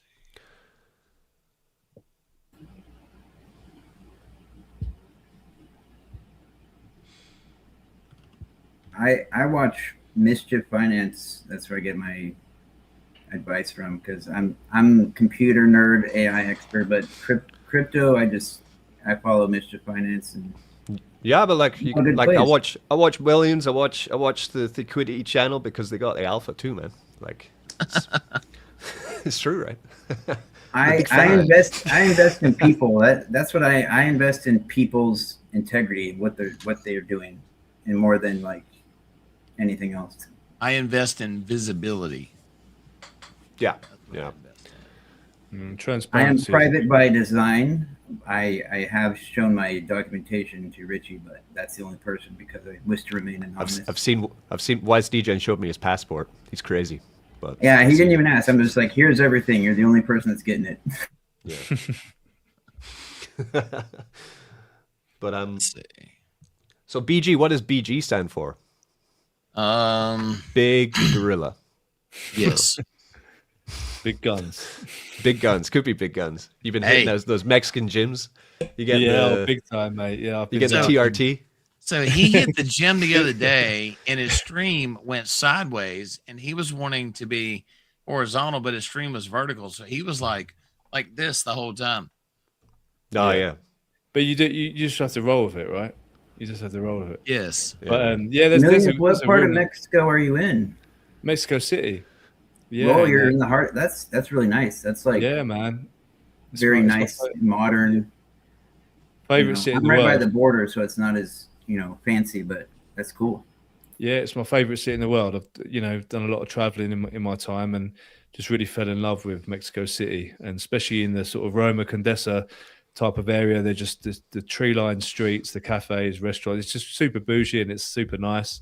It's great for family as well. I've got my young son here as well. It's a really, really nice part of Mexico. We've traveled Mexico a lot, and I always thought that we would end up living by the beach. Like this scene behind me is a scene I got very used to when I was staying in Acapulco for a while. So I got as close to an AI image of it as I could. But it just, I like to visit the beach, but I like to live in the city. I grew up in London, and I've got everything here. I don't have to wait 7 days to get something from Amazon. I can get it like the next day. There's Ubers everywhere. It's super easy to get around. Yeah, So exactly. and then there's cool gyms. There's a couple of really nice gyms. I pay like $6 a week to train unlimited. It's a really cool place. Really, really cool place. The cost of living is a lot lower, especially when you're doing cryptocurrency and things like this. You can still earn the same wages as if you were in the US or wherever, but the cost of living is a lot cheaper. So you actually, make your money go a lot further. Yeah, for real. For real. Yeah, absolutely. It's not cheap in Mexico City as such, because obviously, being the capital and everything, but you get a lot more for your money than you do, for example, in the UK. And the bills are like a fraction of the price. I pay like $60 a month for gas and electric, whereas in the UK I was paying £400 a month, which is like probably the largest savings is housing. Because I'm paying $350 a month for what I'd pay $3,000 in California. That's crazy. That's wild. Yeah. See, my apartment. It's like, because we've got a young son, Millionz. We've come to the safest area. We've come to the safest area. And it's a 2-bedroom, 100 square meters, 24-hour security. There's a gym in the apartment.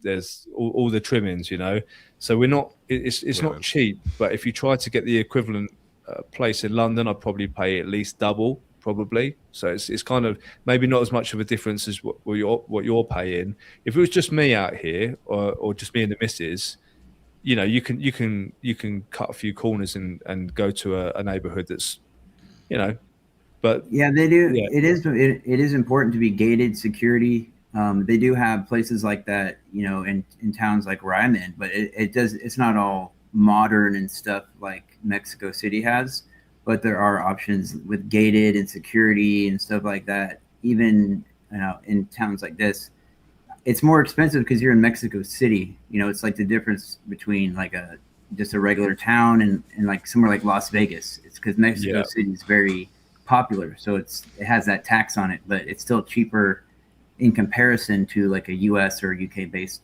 land. Massively. Yeah, for sure. Like if I got an equivalent apartment in an equivalent part of London, for example, I'd be paying probably, I would say probably triple. Our apartment's about $1,400 a month. Not much extra for bills, so that's pretty much $1,500 all in. For us, that's like yeah, I would probably pay triple that in London in a similar area, like a high-end area. So it's, yeah, and you get the sunshine, right? I think someone just asked a question about what's the best time to visit. Mexico City's got such a great climate, like all year round, but the rainy season comes probably like around sort of May to July. You've got a rainy season, but it kind of rains in the afternoon. But right now, it's beautiful. It's really, really great. It's not humid. It's not muggy like it is down on the coast. So yeah, I would say definitely have a look at Mexico City. If you want any recommendations, just hit me up. If you want something like cheaper, you know, in Baja California, you can visit like areas like maybe San Felipe is super cheap, and it has like a really huge expat community. It's on the Sea of Cortez. Is that where the Baja Blast comes from? I'm not sure what the Baja Blast is. That would be. I've never had it before. I've seen it on TV. I've never had it before. I've never tried it. It's tremendous. It's a juice, as we say in Scotland, or a soda. Fizzy juice. They have a crocodile. they grab your head and blow a whistle and pour liquor straight in your mouth, and you know, alarms and whistles going off. It's pretty wild. Sounds like Mardi Gras. Yeah, it does. Yeah, sounds like Friday night for me. Did you find those videos, Peter? I could play them locally if you want, but the videos that I made of the streamer girls about, you know, advertising the stream, but yes. Let me show them this real quick. So Richie, this is BG Wealth. It's a very basic site. Okay, cool. So you've been in this for months, right? Yeah. And proof is in the pudding. Proof is in the pudding. And this is about the profit. It goes up a little bit every day as the total balance goes up. But today, very rich man. Yes. Yes. Break the bank. Go to the depths right now. But on so $10 a day on 800, right? Nice. Yeah. And basically what they do is they send out a trade signal twice a day, and you plug it on here. Let's see, it's it apparently has me on the mobile site for some reason. I can't get to the desktop version. Well, shoot.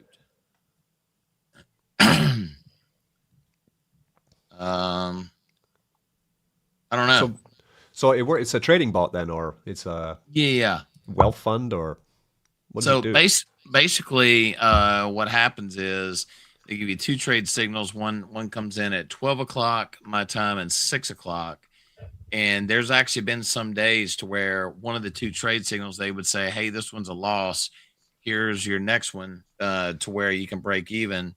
And every day that I've gone into it, it has not been at a loss. But they don't take all $800. They take a small portion of your money every day and do it that way. Okay. And what happens is they want. So I started with 500. Once I got to 750, there's not that huge tax to take it out. There's still a small tax to take it out because that's how they make their money, pulling it out. But yeah, it's not that huge tax, and it's not locked up for a long time either. Technically, it's not locked up. You just choose which tax bracket you want to pay it out of. But this, there's some that have gone a whole lot heavier into it, and they've actually pulled their principal, and they're rolling all that out. I'm doing the same thing as Millions. I've got just a little bit in there, and that's kind of how I'm rolling with it right now. But it's been consistent enough for a while, so I feel pretty comfortable sharing it online. It's good, man. Another one to go for. BG Wealth. There's another one. There's a couple. There's one called something Bonds. Bear Bonds. I think it's linked to DexFi that a lot of people. Bear Bond. Oh no, Bernard Bonds. Millions, take it away, man. Oh, Bernard Bonds. I'm not in it actually, but it's something Millions is. About. You're in Bernard Bonds. Bernard Bonds. As in Bernard, as in Saint Bernard. Yeah, it's like it's from AJ Brockman's and the team. It's basically linked to. You have some exposure to the DexFi vaults. I mean, I saw a video on this. It's been paying out since June last year. So it's been about nine months or so. And it's again completely transparent. Like, everything's on DBank. You can't hide anything. It's completely out in the open. And the average APR is like 60% APR, which is really, really nice. And I saw some videos on this one months ago when Ethereum was like all-time high, and the bonds were around sort of $250 or something like that. Yeah. So I decided against it at that point. And when I came back to revisit it recently, obviously with the whole market being flat, this is where I like to come in and grab up the value. So I was seeing the bonds were like $39. So I put about 3K in and bought up a ton of bonds at this price. So it's basically you go in with Ethereum on base, and it's been printing an average of around 60% APR. I think at the moment it's around 50. It's like dropped a little bit, but I've seen it as high as 100, plus. It fluctuates with the market as a non-Ponzi thing would do. And but basically it's given me exposure to Ethereum as well, because I will go in with Ethereum at this price, but if I want to pull any bonds out, say for example Ethereum does a 2x, a 3x or whatever, and I want to sell some bonds, I get the Ethereum back at the value it is at the time. So it obviously gives me nice exposure to Ethereum as well, which I felt I was a little underexposed to. So for me, it was a bit of a no-brainer to be earning USDC yield on that on a daily. So it kind of is a sort of a set and forget play, but the team's totally, AJ and the team, they're completely transparent and there's nothing hidden. It's all real yield. So I'm happy to stick some and buy another bond a week off the yield or whatever, and keep keep going with it. So how is it different to the DexFi? Because it's the same technology, right, that they're using. Yeah. I some DexFi. I never really explored DexFi that much, so I'm not sure what the difference is. I think this is like a really simplified. They call it the easy button for DeFi yield. So it really is like it's basically just ETH on base. You click mint, and it auto stakes your bonds, and you start earning. It's very, very simple. It's very nicely put together. I don't know what the difference is. Yeah. Here's your answer right here. It's the same. It's the same. They merged it. Okay. Yeah, because Pierre, I'm sharing my screen if you can show it. So I'll show you what. So I've been in Dex bonds since they launched, right? And like we were saying before, because I bought the bonds about $200, I think was my initial buy. Got a lot of bonds. At the moment I've got 53 bonds, right? But all-time high bond price was about $11,000. That was at the top of the market. Bear markets are brutal because now it's worth $2,000. This is with compounding as well, right? So it's like the bonds went from 250, I think maybe. If we go to it doesn't show my last bought one, but yeah, it's down there. So like you're saying though, I've got them because I want exposure to the market, right? I don't want to have to invest into every single coin that just pops up randomly and then think, oh, I need to get it. Like I just want them to do it for me, right? Yeah, for sure. So now the strategy, because I talked to AJ a lot, right? Because he's one of the advisors for SuiDex as well. So like we have an open chat where we talk about strategies and things. And he told me, he's like, oh, Richie, there's a referral system for this as well, which is good, right? But I haven't used it yet because I'm not buying them yet. I'm waiting for, say, if Bitcoin gets down to 50, right? That would mean we'd probably see an all-time low in the bonds. And that would be the time to start thinking, okay, now I need to start buying into positions. That's when, this will be definitely one of the plays. I'm just waiting to start getting into this. Because it's still, even today, there's $8 here. There's 42% APR. I don't know if the APR is the same in Bernard bonds or not. I think it's about the same, yeah. Okay. It's 42.24 on the Bernard bond site right now. Okay, so it's the same. Okay, that's interesting. Okay. Yeah, but it pays. It works. The only problem with the bonds at the moment is not their problem. Well, it's not their doing, right? They don't control. DexFi, they have their own token, but they don't really hold their own token in the bonds. It's all pairs. You can click here. The current fund is $2.6 million, right? So $2.6 million at market bottom. almost, right? Yeah. I think maybe we got like 20 or 30% down, right? Maximum, maybe 40. Hey, Richie, right? listen to this. So if you go to Bernard Bonds and connect your wallet, it shows your stats from DexFi. Ah, cool. This is interesting. Yeah, so you can check out their bonds here. Right? So there's 2.4, completely transparent. What are they holding, right? So they got 2 million in base. For some reason, they still got some money on Sonic. Bad choice. I don't know why they. Wow. They're some on BNB chain 50 grand. So majority, almost all of it's on base chain, right? Basically, so you can come and think, okay, what are they doing on base?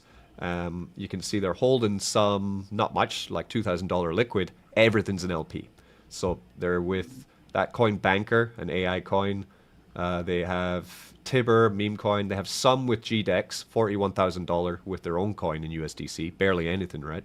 The next is all tied with ETH with this, ETH with that. Like 3 pools, vaults. Like it's endless. Zora, endless amounts of liquidity spread across the entirety of DeFi.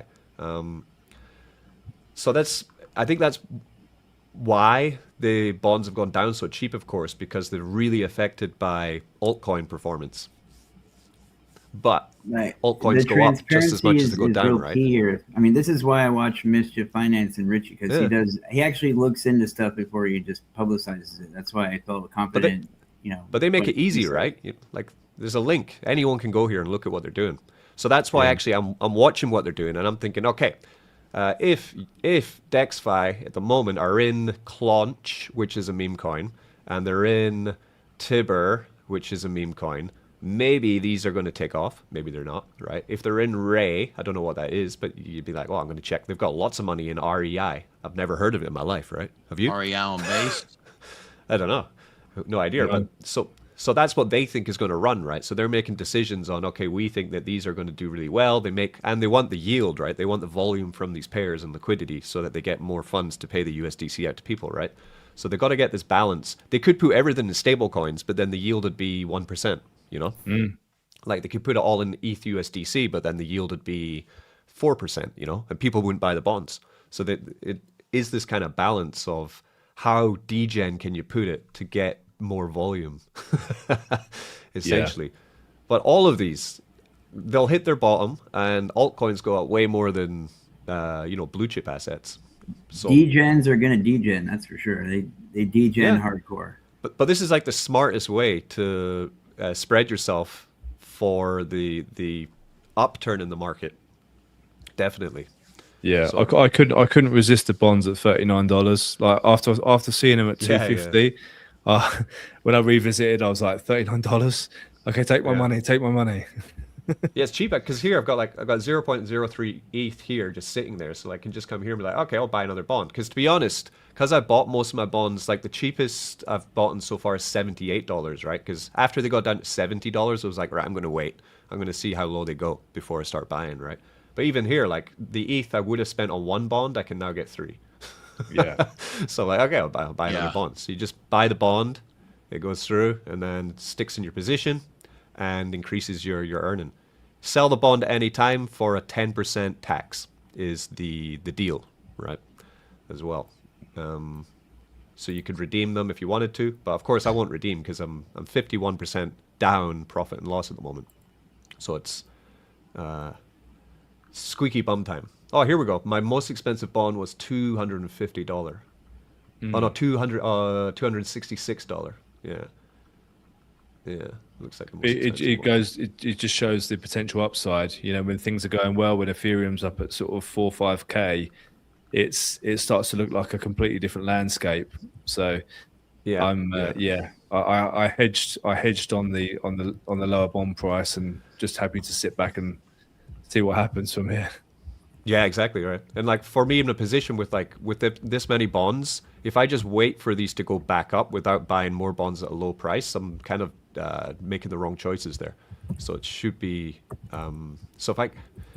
but I just want that big Bitcoin dump. That's what I want. Like I want. Yes.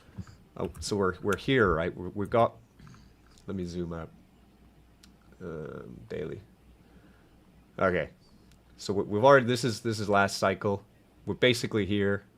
This is where we are. We're doing the same thing. We're we're coming at that resistance zone. Like it's the same thing happening over here. So there's a lot of arrows and stuff, but and my line is still intact.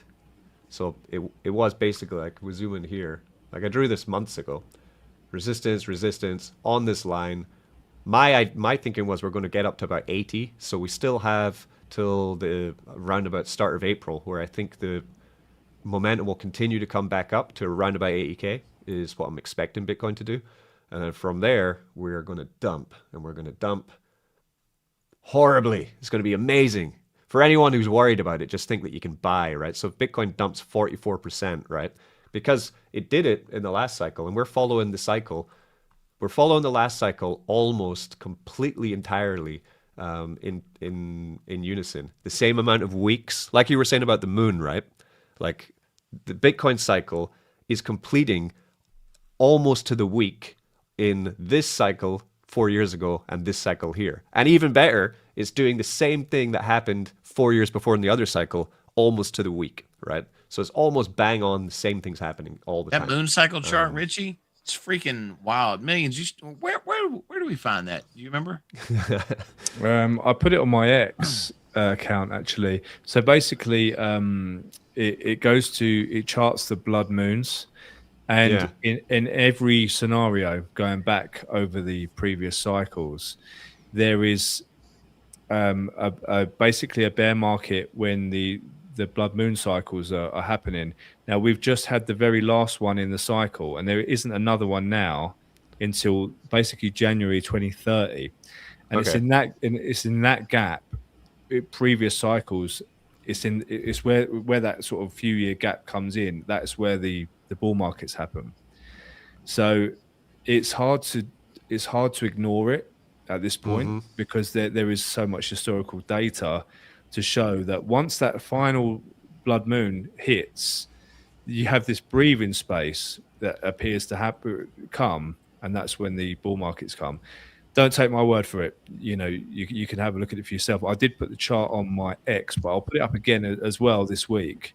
So going up right now. Somebody asked a question in my chat. They said, Richie, how does the halving cycles have to tie into those periods you're talking about? Like when the Bitcoin halving, are they connected? Well, I'm still interested in this moon theory as well. Because the other day I was learning about the business cycle, right? So the business cycle is, they're really long. Business cycles take decades, right?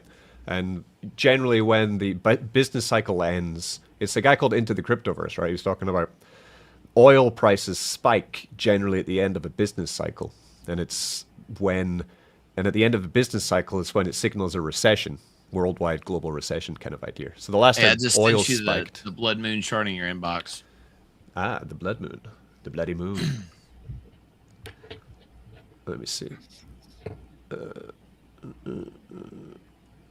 Okay, got it. Bring that over here.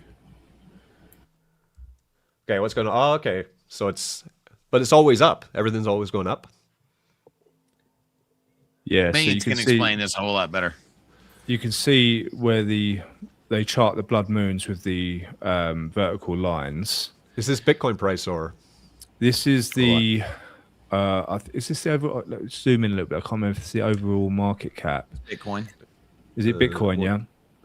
And that's literally talking about when the blood moon happens in astronomy, like actual blood moon. You see all the blue lines going down. That's when you're in the blood moon cycle, and where they're all quite close together. So you get the downward trend, and as soon as that last horizontal line comes, after that you can see the immediate green trajectory upwards until the next cycle. Now, I've drawn in the final green arrow there, very high tech, but you can see the 3rd of March was the last horizontal line on that blood moon cycle. The next one that we're going to experience is going to be basically at the very, very end of 2029. So it's going to be like literally the last day of 2029, I believe, is the next one. So we've got a very substantial gap now, which historically would say gives us the breathing room to go into a full-on uptrend. So I'm watching very carefully to see this play out, if it plays out in real time, because obviously at the moment I'm only looking at historical data. I've been looking at all of this sort of stuff for the past sort of year or two, and to see it mapped out like that, I'm watching very, very carefully, because we did have an immediate upturn straight after the blood moon finished, literally the following day. I think Bitcoin pumped over 70k. I think it was down at about 65. I think it went over 70k straight away. Look, we'll see. I don't want to get too woo-woo with everyone, but it's something to look at. Yeah, it's like if you watch this, right? So this is the last 4-year cycle top to the, so if you take a measuring tool, right, and you just go from all-time high top to where it floored, we were 80 days, right? And then you come to R1, current cycle, you come to all-time high top to the bottom, and we are, what's that, 79 days, right? You then take the percentage change from this last 4-year ago cycle, from all-time high to the floor, it went down 52%. And then you come up to this one, and you come up and you check, in the same time scale, we go all-time high down to the floor, it went down 35%. So it went down less, right? Which is quite good. So the time scales are different, but the dips are less, which is good to hear. But then if you go from the time to this floor, we are then 47%. So possibly that's the second last dump, right? Would be if you went along the same slightly different time scale, but to the floor price. So then you have dump here, relief rally up 43%, and we're currently in that. So we dumped here. Relief rally would be around about up to about here, which would be actually 85, right? But I'm thinking we'll go up about 28%, which would be 80k, and then we go down and we dump. And the last final dump from the relief rally in the last cycle was 61%. So if we do that from 80k, we would go all the way down to 30k Bitcoin. So the halving cycles are not really considered in these calculations? They don't matter? This is a halving. This is the 4 year. So this is a 4-year cycle. This is a 4-year cycle. Bitcoin has a halving every 4 years. And generally, if you go back and look at 1, 2, and 3, even with everything that happened in COVID and all that fucking craziness, they match up almost completely to the weeks for 12 years of Bitcoin price performance. And the cycle is just, the halving is when the amount of Bitcoin that is able to be mined is halved, right? It's getting so small now that it doesn't really have an effect on the price, I don't think, that much. This is something more. What it mainly affects is the ability to make more of them, because the compute cost to make more becomes more than they're actually worth. That's why it's, the production cost of Bitcoin goes up, of course, with more people mining it as well, though. But I think this is more just psychology of how people see high-risk asset, like something like we can only deal with it for 4 years. It's quite strange. But it makes it really easy to predict what's going to happen, like, in my opinion. Like, I can tell you that over the I've been in crypto since late 2019, and the best darn mechanism that I have found to DCA into Bitcoin has been SuiFarm, hands down, because paying out Victory token and absolutely, it DCA into it is often. I mean, Millionz has the single-sided Bitcoin put in, and he I like that one. On that. Because you just stack and if you like I said before, if you hold your assets in the single asset on SuiFarm, then when the emissions close, when the emissions finish on that, the tax for leaving turns to 0, right? I'm going to turn it off because I have that ability, right? I can change all the deposit taxes. Like we put down the tree from we'll put the deposit fee down to 2% from there. Like we can even put it down to 1, if for your NFT launch, we can get more liquidity, right? Like so the for these. The reason why I like this project mostly is because Richie is the developer. It's not like a project he is speculating on. This is his project. That's why I have more trust and faith in it. So I control everything that happens here with the pools. Yeah. So for example, if you're going in the Bitcoin one, you get 50% APR on Bitcoin, 4% in, and it says 4% out. But when this closes, which will be in another 6 months or something like that, 7 months I think, until finally the APR emissions end into the single stake, I'm just going to turn this withdrawal fee to 0. Everyone who's been in here, thank you for supplying some fees to help with the token locker and the SuiTrump burns. The fee is now 0. Take your coins and go do what you want. So the way to do it is, if you're in the single stake, just sell some of the victory into the Bitcoin and rotate it back in. Stack your bag, essentially, right? And there's an 80%, the fees, 80% goes back to the community. That's kind of unheard of. Exactly. Yeah, because from that 4% is going into the victory locker, 4% is buying and burning SuiTrump, which we just did, but I don't know if the bot fired. Did the bot break again? That's one thing that I think is cool about looking at the price of SuiTrump on CoinGecko is you could see the supply shrinking in real time when you go to the CoinGecko listing. It shows originally 10 billion, then it shows what's circulating. So you could actually see it happening. Oh, the burning, yeah. But I've been thinking about burning. CoinGecko the final boss? Kinda, yeah. I think CoinMarketCap you can just pay a fee. CoinMarketCap is pay to play. CoinGecko actually has some standards. They didn't burn. I'm going to burn. So we're going to burn some SuiTrump. I bought some and it didn't burn. Don't know why. Slush Wallet also is the final boss. There's a bunch of stuff on Sui that's the final boss, to be honest. For verification of a project, Slush Wallet is the final boss. It's easier to get verified on all the projects, all the chains, but to get a verified coin logo on Slush Wallet is extremely hard, and there's not even a set strategy for it. It's just whatever, they don't tell you why. We're going to burn $200 of SuiTrump. So I've been thinking about the buy and burn. It's good, getting rid of tokens, buying tokens and getting rid of them is great, right? But then I've been thinking about it, and I'm kind of bridging a little bit more to thinking that maybe bought and burned LP might be a way to go. Also with SuiTrump, I'm not sure. Is that good for a tree to do something like that, Richie? Well, if you have bought and burned LP, it means that you're always giving value for people to sell into and buy into, right? If you're just buying and burning the tokens, of course, it's good because there's less tokens on the market and they're disappearing through buy pressure, but no one really sees it, right? Because it's gone. It's vanished, right? They just see a number that says it's gone, right? Whereas if you're buying and burning LP, then the LP is still, people are still able to trade through the LP. So it might be, so I'm kind of thinking about it a little bit more. I might pivot and then use, say you pair SuiTrump with Sui and then burn it. Whatever DEX you burn it into, then it will be there forever for people to trade with. How do you permanent LP burn on SuiDex? Yeah, well, then I was thinking because I started yesterday with the Arb bot. Yeah, I did burn it. See, I burned it, but the bot didn't fire. Fucking bot. Peter, I remember watching a video with you and Richie about the liquidity to market cap comparison. That's important too. Both those projects have really high liquidity to market cap ratios, which is a good sign. Yeah. So this is what. So yesterday, actually, I started burning some LP. So this is the Arbot setup, right?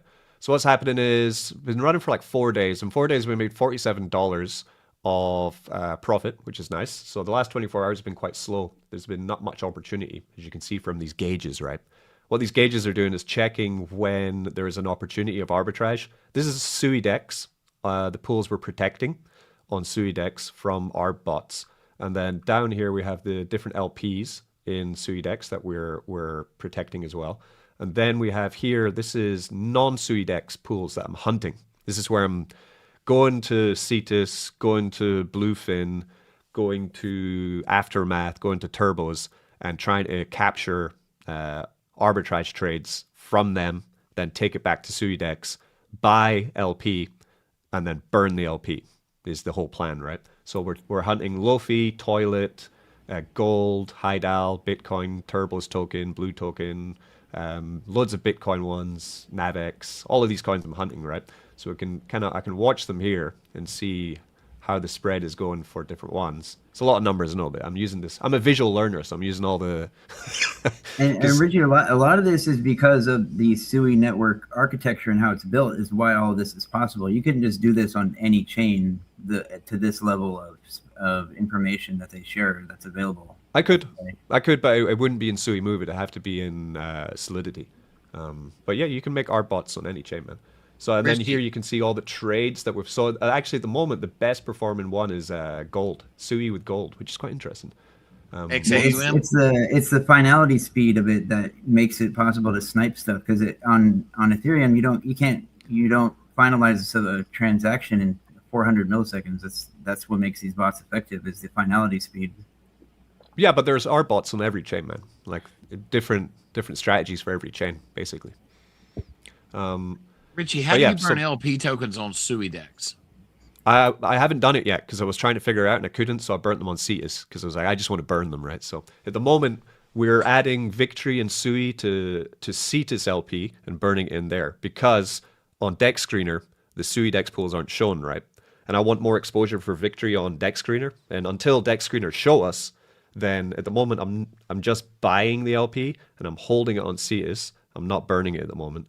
When finally, hopefully one day in the future, we get listed on Dex Screener, I can just take the LP, move it onto SuiDex and burn it in there, basically, is my plan. Because I want people to see that we have LP. At the moment, if people go to Dex Screener and they look at Victory, there's barely any chart, there's barely any LP because they don't show a SuiDex, right? So it's really annoying. It's the actual LP token that you're burning, right? That's why I will be burning the LP token, yeah.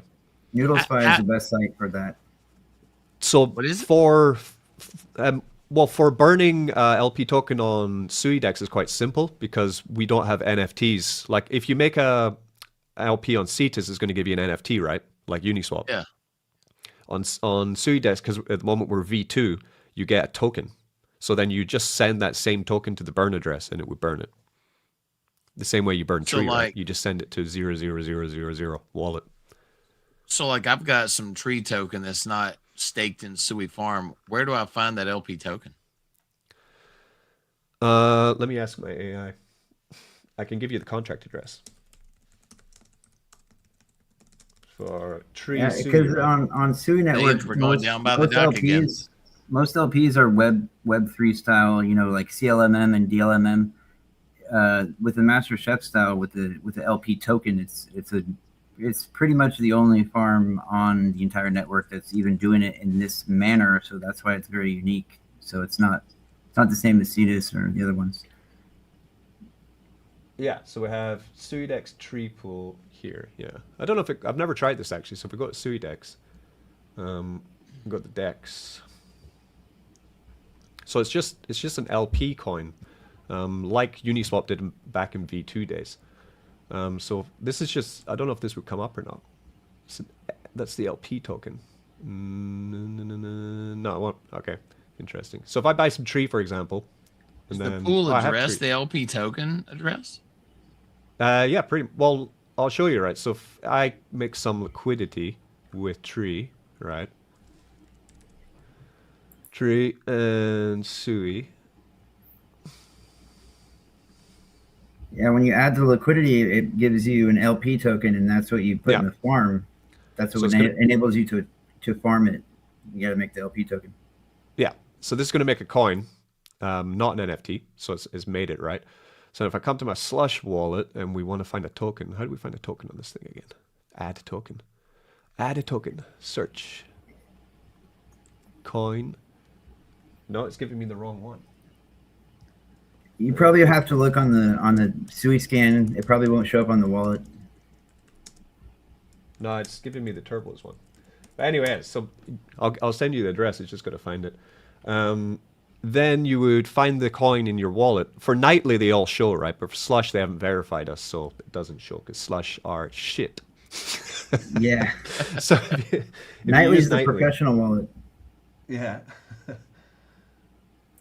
In Nightly, the SuiDex shows up in their applications. Like when you go to the bottom, go to the apps, you don't have to put in the web address on Nightly wallet. It's actually an application right there in the wallet. So Nightly is really cool for that because they actually look at projects that have good tokenomics, integrity, and been verified. So they add it. Slush wallet is just like, who knows how to get on there. But Nightly is much more professional. But Slush is the official wallet of the network, but it's not really ran correctly, in my opinion. But so here we have 5 Sui, some tree, and it gave me this, right? I got 33 billion coins, right? This is the LP. So then you can probably come into, but the problem is again with Sui, because Sui is really annoying. Sui Vision haven't fully verified what's happening with us, because again, Sui doesn't work like Ethereum does or base chain. They do have that new Walrus Explorer. That is their own Explorer. The Walrus one just came out. Still centralized though, so it means that everything that you would need has to be verified by whoever's running the blockchain explorer, which doesn't happen on other chains. It just happens automatically, right? So for this, for example, I'm trying to see the events, but I've got to take the raw JSON, I've got to copy this, I'll paste it into an AI, then I'll ask it a question, then it'll answer me the question. It's really a pain in the ass. So Sui suck at some sense. We're gonna brute force our way in there, whether they like it or not. Yeah. So anyway, so eventually I'll get the contract address. I'll put it into Slush, and then you send it to the burn wallet, and that would give you the that would burn the LP, right? But for now, with the Arbot, what's happening is every $5 that I make, well, every at the moment the way I'm running it is 50% of all the profit made by the Arbot is going to burn SuiTrump and Victory LP. So every $5 of SuiTrump. Every $5 it makes on this side, it's going to buy and burn SuiTrump and SuiLP. But at the moment, it's only buying it, it's not burning it. And it's going to put it on thesis. And here we're going to buy and burn, or we'll just buy $5 of Victory and SuiLP. So every $5 this racks up, automatically the contract buys it, pairs it in Liquidity, and just leaves it there. When finally we get tracked on Dex Screener and we have more visibility, then I will move it to SuiDex and burn it, or they get V3 ready on SuiDex, and then I'll Richie, I think it's important to point out that this is like the bonus. This is on top of what they're getting on the farm. It doesn't affect what they actually get. That's scheduled in the contracts of the farm. You still earn the same amount of Victory. That's all set in stone. This is bonus on top of what you're already earning. This part of it, right? So Richie, so Slush Wallet don't find it. That's the problem. They suck. That's their problem. Let's try Nightly. So Richie, I was talking to Millionz about this several times about Sui waking up. So it seems like when we were talking, the magic number for Sui is basically about $2.20. That's when Paca theoretically will come back online. I mean, right, Millionz? Yeah, I'm pretty sure that's the figure I heard was $2.20 or $2.30, something like that, for Paca to come back to life. Yeah. Because I've got a fairly big wedge waiting in there, so I need Sui to wake up. Wedge waiting to pop out. Yeah, exactly. So I feel in the next bull run, like when everything starts going hot, I believe that Sui will outperform all the other L1s as far as growth. It's going to be explosive. That's I'm fairly certain. Bring it on. If you look at Solana, like how it went from like $10 to like 300, Sui Network's on a path and a trajectory 3 times as fast as Solana, and it has better technology because Solana is built on just Rust. It's not even capped. You can make more with them. And Solana is a giant. They have a huge market cap, and Sui Network is better technology. It's capped, and it's the Solana killer. But it's going to take, a bull run and actual action for people to start paying attention to it. So what you see is whenever the bot, so this is a Victory one. So whenever the bot compounds, I can compound at any time in my thing. So this is pretty cool. I coded this in. So if I press compound into here, this is where I'm tracking the trades in Telegram as well. Eventually this will be public, so people will be able to see it, but I'm still tuning. I want to get it. You see here, I've got like failed trade. So not every trade is successful at the moment. But if I press compound here, what it's going to do is it's going to force compound 45 cents into SuiTrump LP and 45 cents into Victory LP. And then it just does it. It creates the LP on thesis and done. Like, it's amazing what Sui can do. Like, it's so versatile that you can actually just type into a Telegram to compound, and it's going to do things on chain with a wallet that's not connected cool. in any way to Telegram, right? So it's doing its thing. Wow. Don't have, yeah. And then eventually you'll see in here where the tree buys are coming in. Look at that tree buy, SuiTrump buy. You'll see in here the announcement that the compound has gone through. But at the moment it's, I don't know what, it's stuck. It was working yesterday. Definitely working yesterday. But yeah, so that's what I'm working on at the moment. And Peter, you're gonna show any of those e-girls? I mean, they're talking about the stream and stuff. Yeah, let me pull the e-girl up real quick. The e-girls. The e-girls, yeah, they're talking about, you know, check this out. Well, let me look this up. When you have high definition, like really, you know, attractive assets talking about your projects, and you can dictate what they say, it's pretty effective. Yeah, she has attractive assets. And I have shown people how to do this in the Telegram. I've shown them the secret sauce and exactly how to do it. And our own community is starting to make their own videos with the assets that I created. So yeah, it's interesting. Let's see. Yeah. Right now, before you miss out. Oh my God, this SuiDex and Yield Farm is so hot. You losers better invest right now before you miss out.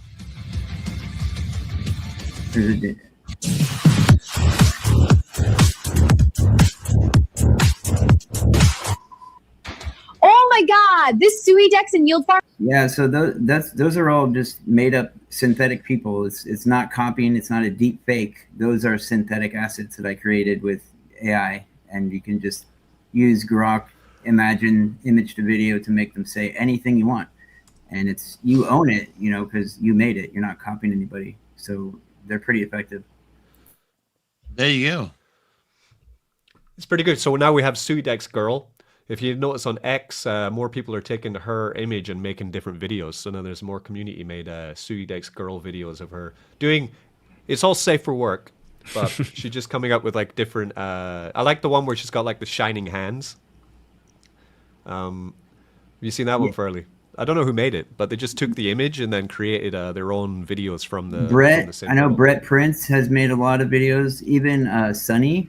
One of the OG holders, that's a female, I believe, and she's even made videos with it because in the Telegram I have the original high definition 4K image because it was made with Google's AI Studio with an API key. Because if you use Gemini, you're not going to get full 4K and it'll have a star on it. But if you use the Google AI Studio with Nano Banana 2, you get full 4K. You could decide the ratio.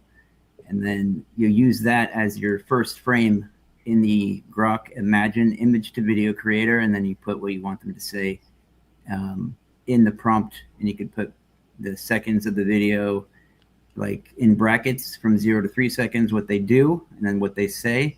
And it'll come out exactly like that. So it's pretty nice. Richard, what's the latest on SuiDex games? So yesterday I worked with Furley, actually. We made a document to give to the team to fix the DEX issues, because there's a lot of things we don't like about the DEX in terms of like response problems, glitching. Sometimes the trade route just goes random for no reason. So I gave this whole document to the developer who's working on fixing the DEX at the moment, or improving the DEX, because nothing's broken, but it's just some glitching. So I gave him all these things and I said, I want you to fix this and the leaderboard so that we can get the airdrop sent. Once all that's done, then I want to launch the game, because I don't want him to be working in 2 places at the same time and kind of that, because then he's going to probably make mistakes, right? I want him to completely finish, make the DEX completely smooth, no weird glitches or anything going wrong on it, and then launch the games. So we're up on the test at the moment, the test site with the changes that he's made from yesterday, so I'm going to check them today. And if they're all good, which they might be, but there might be some issues as well, then we'll see. Like even small things, like when you look at your assets on SuiDex, you should see the dollar value of the asset as well, right? You shouldn't just see the coin. Like I know I have 8 Sui, but I want to know how much dollar value that 8 Sui is worth, right? Yeah. Which we should show, It looks but like it's not somebody showing. commented about that price range, the price you were talking about, Millions. They said one of the Sui price officially mentioned by 25 Scott, magic number. 225. No, yeah, as far as what I'm working on, I made a whole meme coin arcade pack where you could trade the sprites in and out, but I have that all offline that I'm doing. But I'm planning on maybe putting it on the SuiDex games site if possible. But it's basically an interchangeable pack like Subway Surfer, Flappy Bird, Snake, a whole bunch of different games, and you could plug and play different avatars of your coin. So it's already built. And to change the avatar like of the meme coin, you just change the sprite in the application.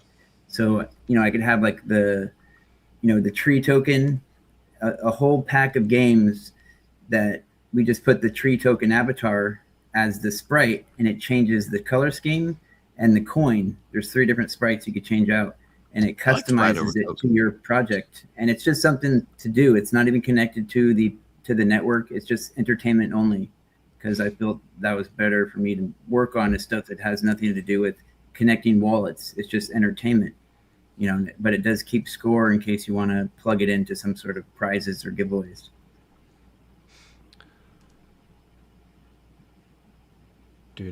Yeah, so what we have, I've shared my screen again. Yeah, he's made some of the changes already, which is good to see. He changed the color to some horrible brown color, though. That's disgusting. Oh, God. That's copper. Yeah. Price of copper's going continuity. Up. Brown and purple, that's a choice. I'll tell him to change that. But basically, so you can see here we have a balance of 8 Sui. It has the price of, say I put 1 Sui, it's going to tell me the 96 cents, right? 97. So you're going to have the dollar value of your funds. So we go to 7, it's going to say $6.96. So simple things like that will be, like I told him, like, why don't we have this? We should have. The developer before on the UI was actually unable to do this. This is why we changed developer for UI, not for backend. Here, the root option as well, that was making some mistakes where the root would randomly change to like a trade, which is not good. So I told him, stop fucking around with roots, just give the direct root. I don't need 3 roots for some of these coins. Nobody needs to go through 3 routes on a trade unless it's really, really needed. So generally just go for this. So that's fixed. Then the other things I told him were, if someone wants to add a coin to SuiDex, they paste in the contract address, right? But you can't save it on your computer. So say I took a random coin from Noodles and I want to put it into SuiDex, I should be able to import it onto my own wallet so that it's always there, right? And also, if someone adds liquidity onto SuiDex, the token should immediately be visible on the DEX. Not like I've added liquidity, but I don't see it. Like, why is there, before there was some verification process. So he's doing that so that anyone can, as soon as an LP is added on the DEX, the token will show in the swapper. And some of that information depends on the cookies that are saved in your browser. Like if somebody's, doing something on their computer and they've done it before, if you have cookies that have your own personal information that's saved for your own browser, it'll make it look different. So it depends on each person what they've looked at previously with how websites work.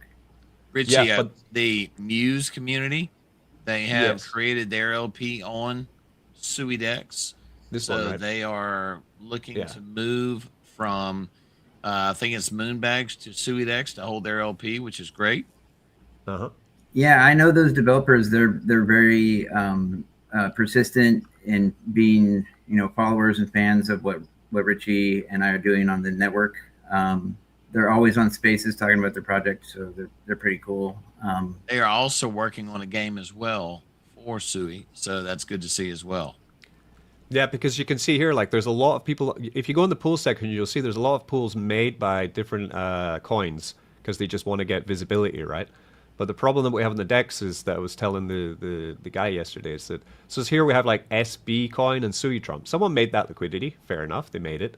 But if you come to the swap and you type in SB, even though the liquidity exists on the DEX, there's no coin, right? Which doesn't make any sense. So I told him anyone that has liquidity on SuiDex, their coin should show immediately. So there's some weird gatekeeping verification thing was made by the last guy who made the DEX on the UI that has also been fixed. So it's all these little niggly things that I told him, just fix everything, make everything better. Look, like, I hate this color though, but but the function of it all, once all that's done, then we go to SuiDex games. So the faster he works, the faster we can get it done. The coins that have a farm position on the DEX are, for me, some of the best projects on the network in the meme category. The SuiTrump, the Tree, and the Aquashock coin as well. So the developer was on last Thursday for Aquashock. How was done? He's a good friend of mine. Yeah, he was on. If you go to last Thursday's stream, he came on for like 15 minutes, talked about what he's doing. He's steadfast, holding strong, but it's a down market, and he has a small project, but he's definitely dedicated. But he's a good friend of mine. I talk to him personally all the time. He came on the stream, so he's a good guy. And of course, Peter's on there. We know Tree is awesome, and SuiTrump is my ultimate favorite, my biggest bag holding for sure. Besides, the DEX and everything. Millions? Because this is all I do full time. What you got holding in the DEX of Sui? I've got my SuiTrump. I've got my Tree. I've got what else have I got? I've got a big Bitcoin position, and I've got a Victory Sui position. I think they're my main positions. I'm pretty sure. The thing I like about SuiTrump coin is that it has entry and exits of only 1% when the other categories in that, when the other coins in that category are a little more expensive. So it makes sense to invest SuiTrump in the farm because it makes a whole flywheel. It's like 1% entry. It's cheaper to enter a farm position, and then the buy and burn, and then the staking victory getting paid out in Sui coin bonuses on weekly epochs. You can really do a pretty good flywheel of strategy that Richie's gone over in detail on his past videos. I can tell you this, Richie, in the farm itself, I don't use it all the time, but when I do, I park it there is USDT and USDC. If I just need to park some cash, make sure to take advantage of that farm. Very useful. There is that guy B that has the videos where he's like, you can show this to people that want to see it's working. He's like a super whale. He's like, I'm making $200 a day, and he does it on live video. But he has like, that would be the Elon of the Muskie. Yeah, Elon. But I mean, he's a cool dude. He's been followed Richie a long time, and sometimes we'll come on the stream and be like, this guy's legit. Buy the coin. Shut the fuck up. Like he's very direct. Yeah. Oh yeah, this is the one I like. Yeah, I'm gonna have to head off quite soon. God. You going to the bar? 11 o'clock. No, it's 11 o'clock in the morning. I need to go and do some exercise. Hit the gym. Yeah, this. If you show this is the one that if they made. Yeah, so if you want to see that video, my TikTok, I got all those crazy. Yeah, so this is from the image that Furley made of like SuiDex girl. She'll soon be. You can have her in your own house. You can buy her, whatever. But they just take the image and then they make whatever they want from that same person. So we'll see if that. Yeah, it's awesome right there, Brett. It has, Brett posted it. Has the potential to go viral if you do it right. Basically, I think. I am I'm expanding the SuiDex girl into her own profile pages, her own lore, her own background. She's going to become a whole character, and she's even going to have after hours access for people that are interested in some more personal, like an OnlyFans. Get to know her better. No, exactly. It's actually called D-Fans. It is only Stewie. It's a OnlyFans for artificial intelligence assets. If you go to dfans.co, DFans, it is literally paywalled access to AI influencers. It sounds crazy, but it's 10% of all AI compute is going towards AI companionship. And the lonely male economy is something you can take advantage of. So you got to make your own funnel to that site because they don't really advertise. But if you get people to go there, there's a paywall and there's no KYC, and you can put any type of content behind it once it's behind the paywall. So is this your project you're working on, Furley? What's that? Is this your project you're working on?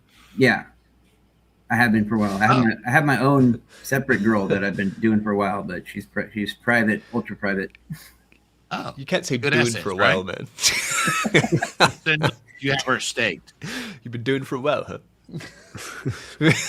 I do the internet. I am a man of online. I live online. I'm already merging with AI. I'm an AI agent. It says right there underneath my name. I'm just an agent. My avatar human meat sack is just, a tool that I use so I have tangible fingers to manipulate life, but I'm just on the internet. Yeah. Okay, I'm gonna have to head off, guys. Richie. I'm gonna go do some legs. Richie, what Leg a day. section popped up. Leg day. Yeah, Yeah, every day is leg day here because I do full body, so I do legs every day. I'm a sadist. Legs every day. Jesus, I do like once every 2 weeks is enough. It's so boring. Legs are so boring. They're so painful. It's just like It's disgusting. It's true. It is. You can't walk the next day. But if you do full body, then you can sort of hit them. You don't have to completely obliterate them, and then yeah, true. It's like today was like maybe 2 leg movements, 2 chest movements, 2 back movements, 2 shoulder movements, and then home. So like I can still function the next day, and I can squat on Saturday. So it kind of, Man, that's crazy. You guys ever do burpees? The calisthenics? Doing burpees is really effective. It's like a whole body workout. yeah. I've got PTSD with them from my years of martial arts.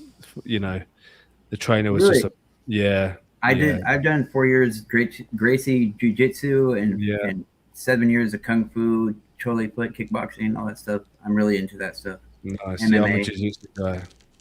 Jiu-jitsu. Yeah, I trained at a Gracie Academy in Concord, California. It's called, it was actual Hoist Gracie lineage, Julio Gracie. He has a MMA academy in the Bay Area. I actually trained under him for a while, but that was a long time ago. That was when I was, participating in real life a lot more, like 20 years ago.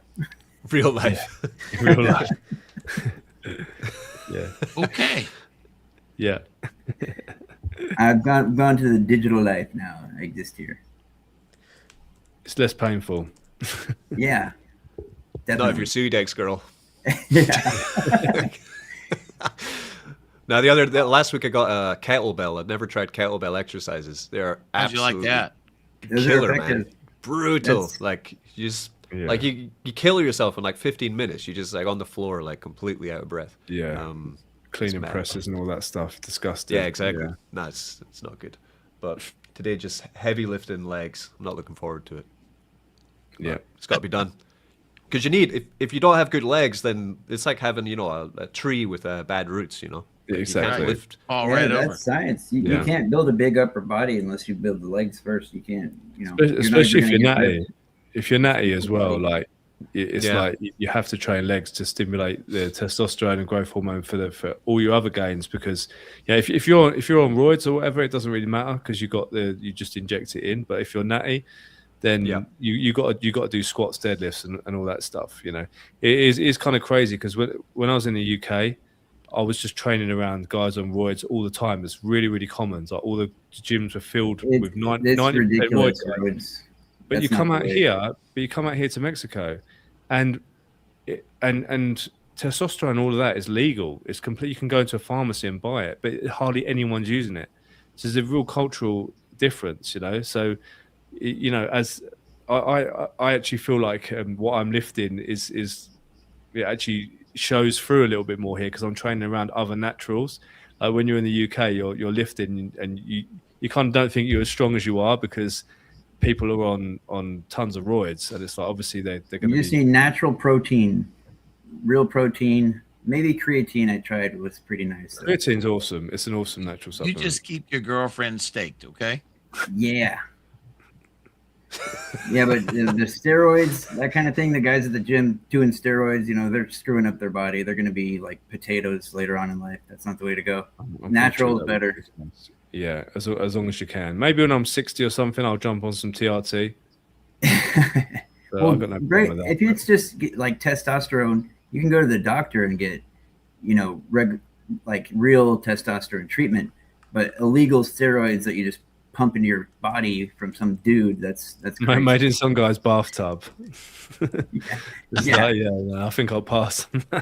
Hey Richie, so the object ID on the SuiDex Sui Tree Pool, is that the actual LP coin address? I'll have to look into it. Like, these are the other things that I want them to do. I want them to make all this crystal clear, right? So I'll message you when I've got it, because I would recommend to look at your playlist on your YouTube channel. You have other videos that. No, I don't cover that because each LP coin has a different contract address. But the problem is that the wallets that most people use don't verify them yet, because on Sui everything is centralized. That's the problem. So this is it, Richie, because I just searched. I went to Sui Scan and searched up this, and it's showing the coins that are created. You show like V2 Sui Tree, something like that would be called, right? Correct. Yeah, this is it. Yeah. So if you burn that will burn the LP, which means people can still trade it, but it'll be in SuiDex forevermore. Okay, so I got to figure out how to search this and send this. So I think maybe after this stream, I might go ahead and do my own stream of just Sui network stuff and showing the advanced like stuff. If any nerds out there want to see some in-depth Sui network like deep dive, because it's a whole other ballgame.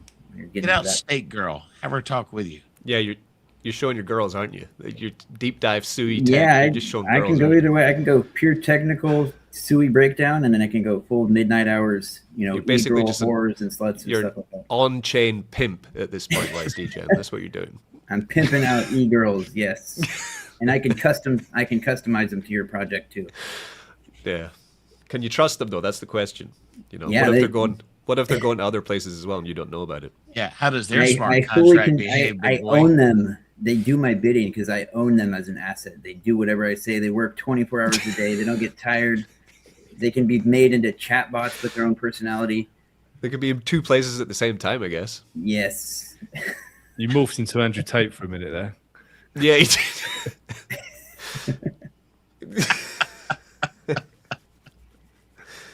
You got to hijack the brain's dopamine receptors. That's what it's the attention economy. That's what you're doing.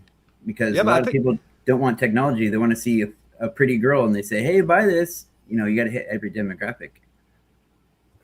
You might be onto something. You never know. Like, there's no market that I've seen for this yet. I think there was one that I saw that was on a base chain, but it didn't work. Because I'm a first mover. I do it before anyone else catches up to it. It's going to be popular later on, but I'm already going to cash in on it before they even have a chance. Because you got to be like that with AI. Because the greatest thing is coming out in 2 weeks, not in 6 months anymore. It's the growth of AI technology is so quick. You got to be on top of it. The next thing that hits, you got to have a production ready asset that day, or it doesn't count.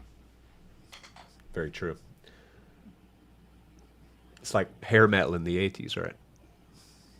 Yeah, because the growth curve of technology, it was already going parabolic with computer processors, but when you add in AI that can train itself, that line is going to be so parabolic.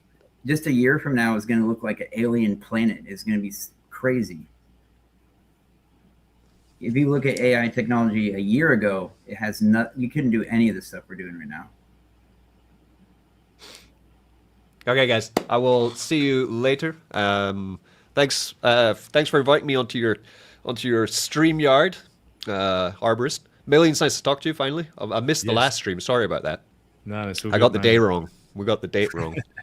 But I figured out that Mexico does not observe daylight savings time. So he was like, "Hey, I'm coming on." I'm like, "Yeah, I've been here for a little while." So that thing's frustrating. There's an hour difference. It's like when they feel like it, they're on the same time zone, but sometimes it's an hour different. Because like I have some people in Arizona. Sometimes we're on the same time zone. Sometimes we're not. So it's confusing the way they do that. But yeah. But we made it today. We got it locked down. So that was awesome, man. I had a blast today. It was awesome. Yeah, guys. Okay. See you all later. Take care, brother. Have a nice evening. See you later. See you, Richie. Peter, before I make a move, because Mrs. Millions is going to we've got an early start tomorrow, so I need to get my ass to bed. Although I always find the evening so productive when the house is quiet. But if I pay a little extra, if I slip you a few pesos, can we get a 1 of 1 millions tree NFT? Is it possible? Can it be done? I'll send that message right now. Can it be done? Yes. So are we still streaming right now? Yes? Yeah, absolutely. Okay, right on. Okay. Yeah, because we're on StreamYard. You can send out the stream to many places because we're going to X, to Kick, to YouTube. So it's pretty diverse. It's freaking awesome. It's awesome. I'm going to have to love you or leave you because, as I said before, I've got to be up at 6 a.m. So we'll, I'm gonna go and have a little cup of chamomile tea and kick back for 10 minutes before I go to bed. But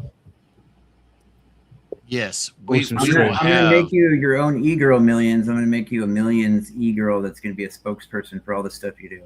Love it, mate. Well, I've followed you back on X, so we're connected. So it's good. It's good. Yeah, and on Telegram, I'm Mr. Furley. That's me with the magical poop rainbow dude. Mr. Furley. Nice. Too. We'll connect on there as well. Yeah, it's been nice talking to you, brother. You too. Thanks. I'll catch you guys later. I'm gonna also do my own thing with Sui specifically, since that's where I'm at. And see you guys later. Awesome. Take care, bro. See you later, guys. All right, everybody. There you are, Millions. All right. I'm still here. You enjoy your chamomile tea, sir. And I will indeed. Catch everybody later. Yeah, appreciate it. Take care, guys. Peace out.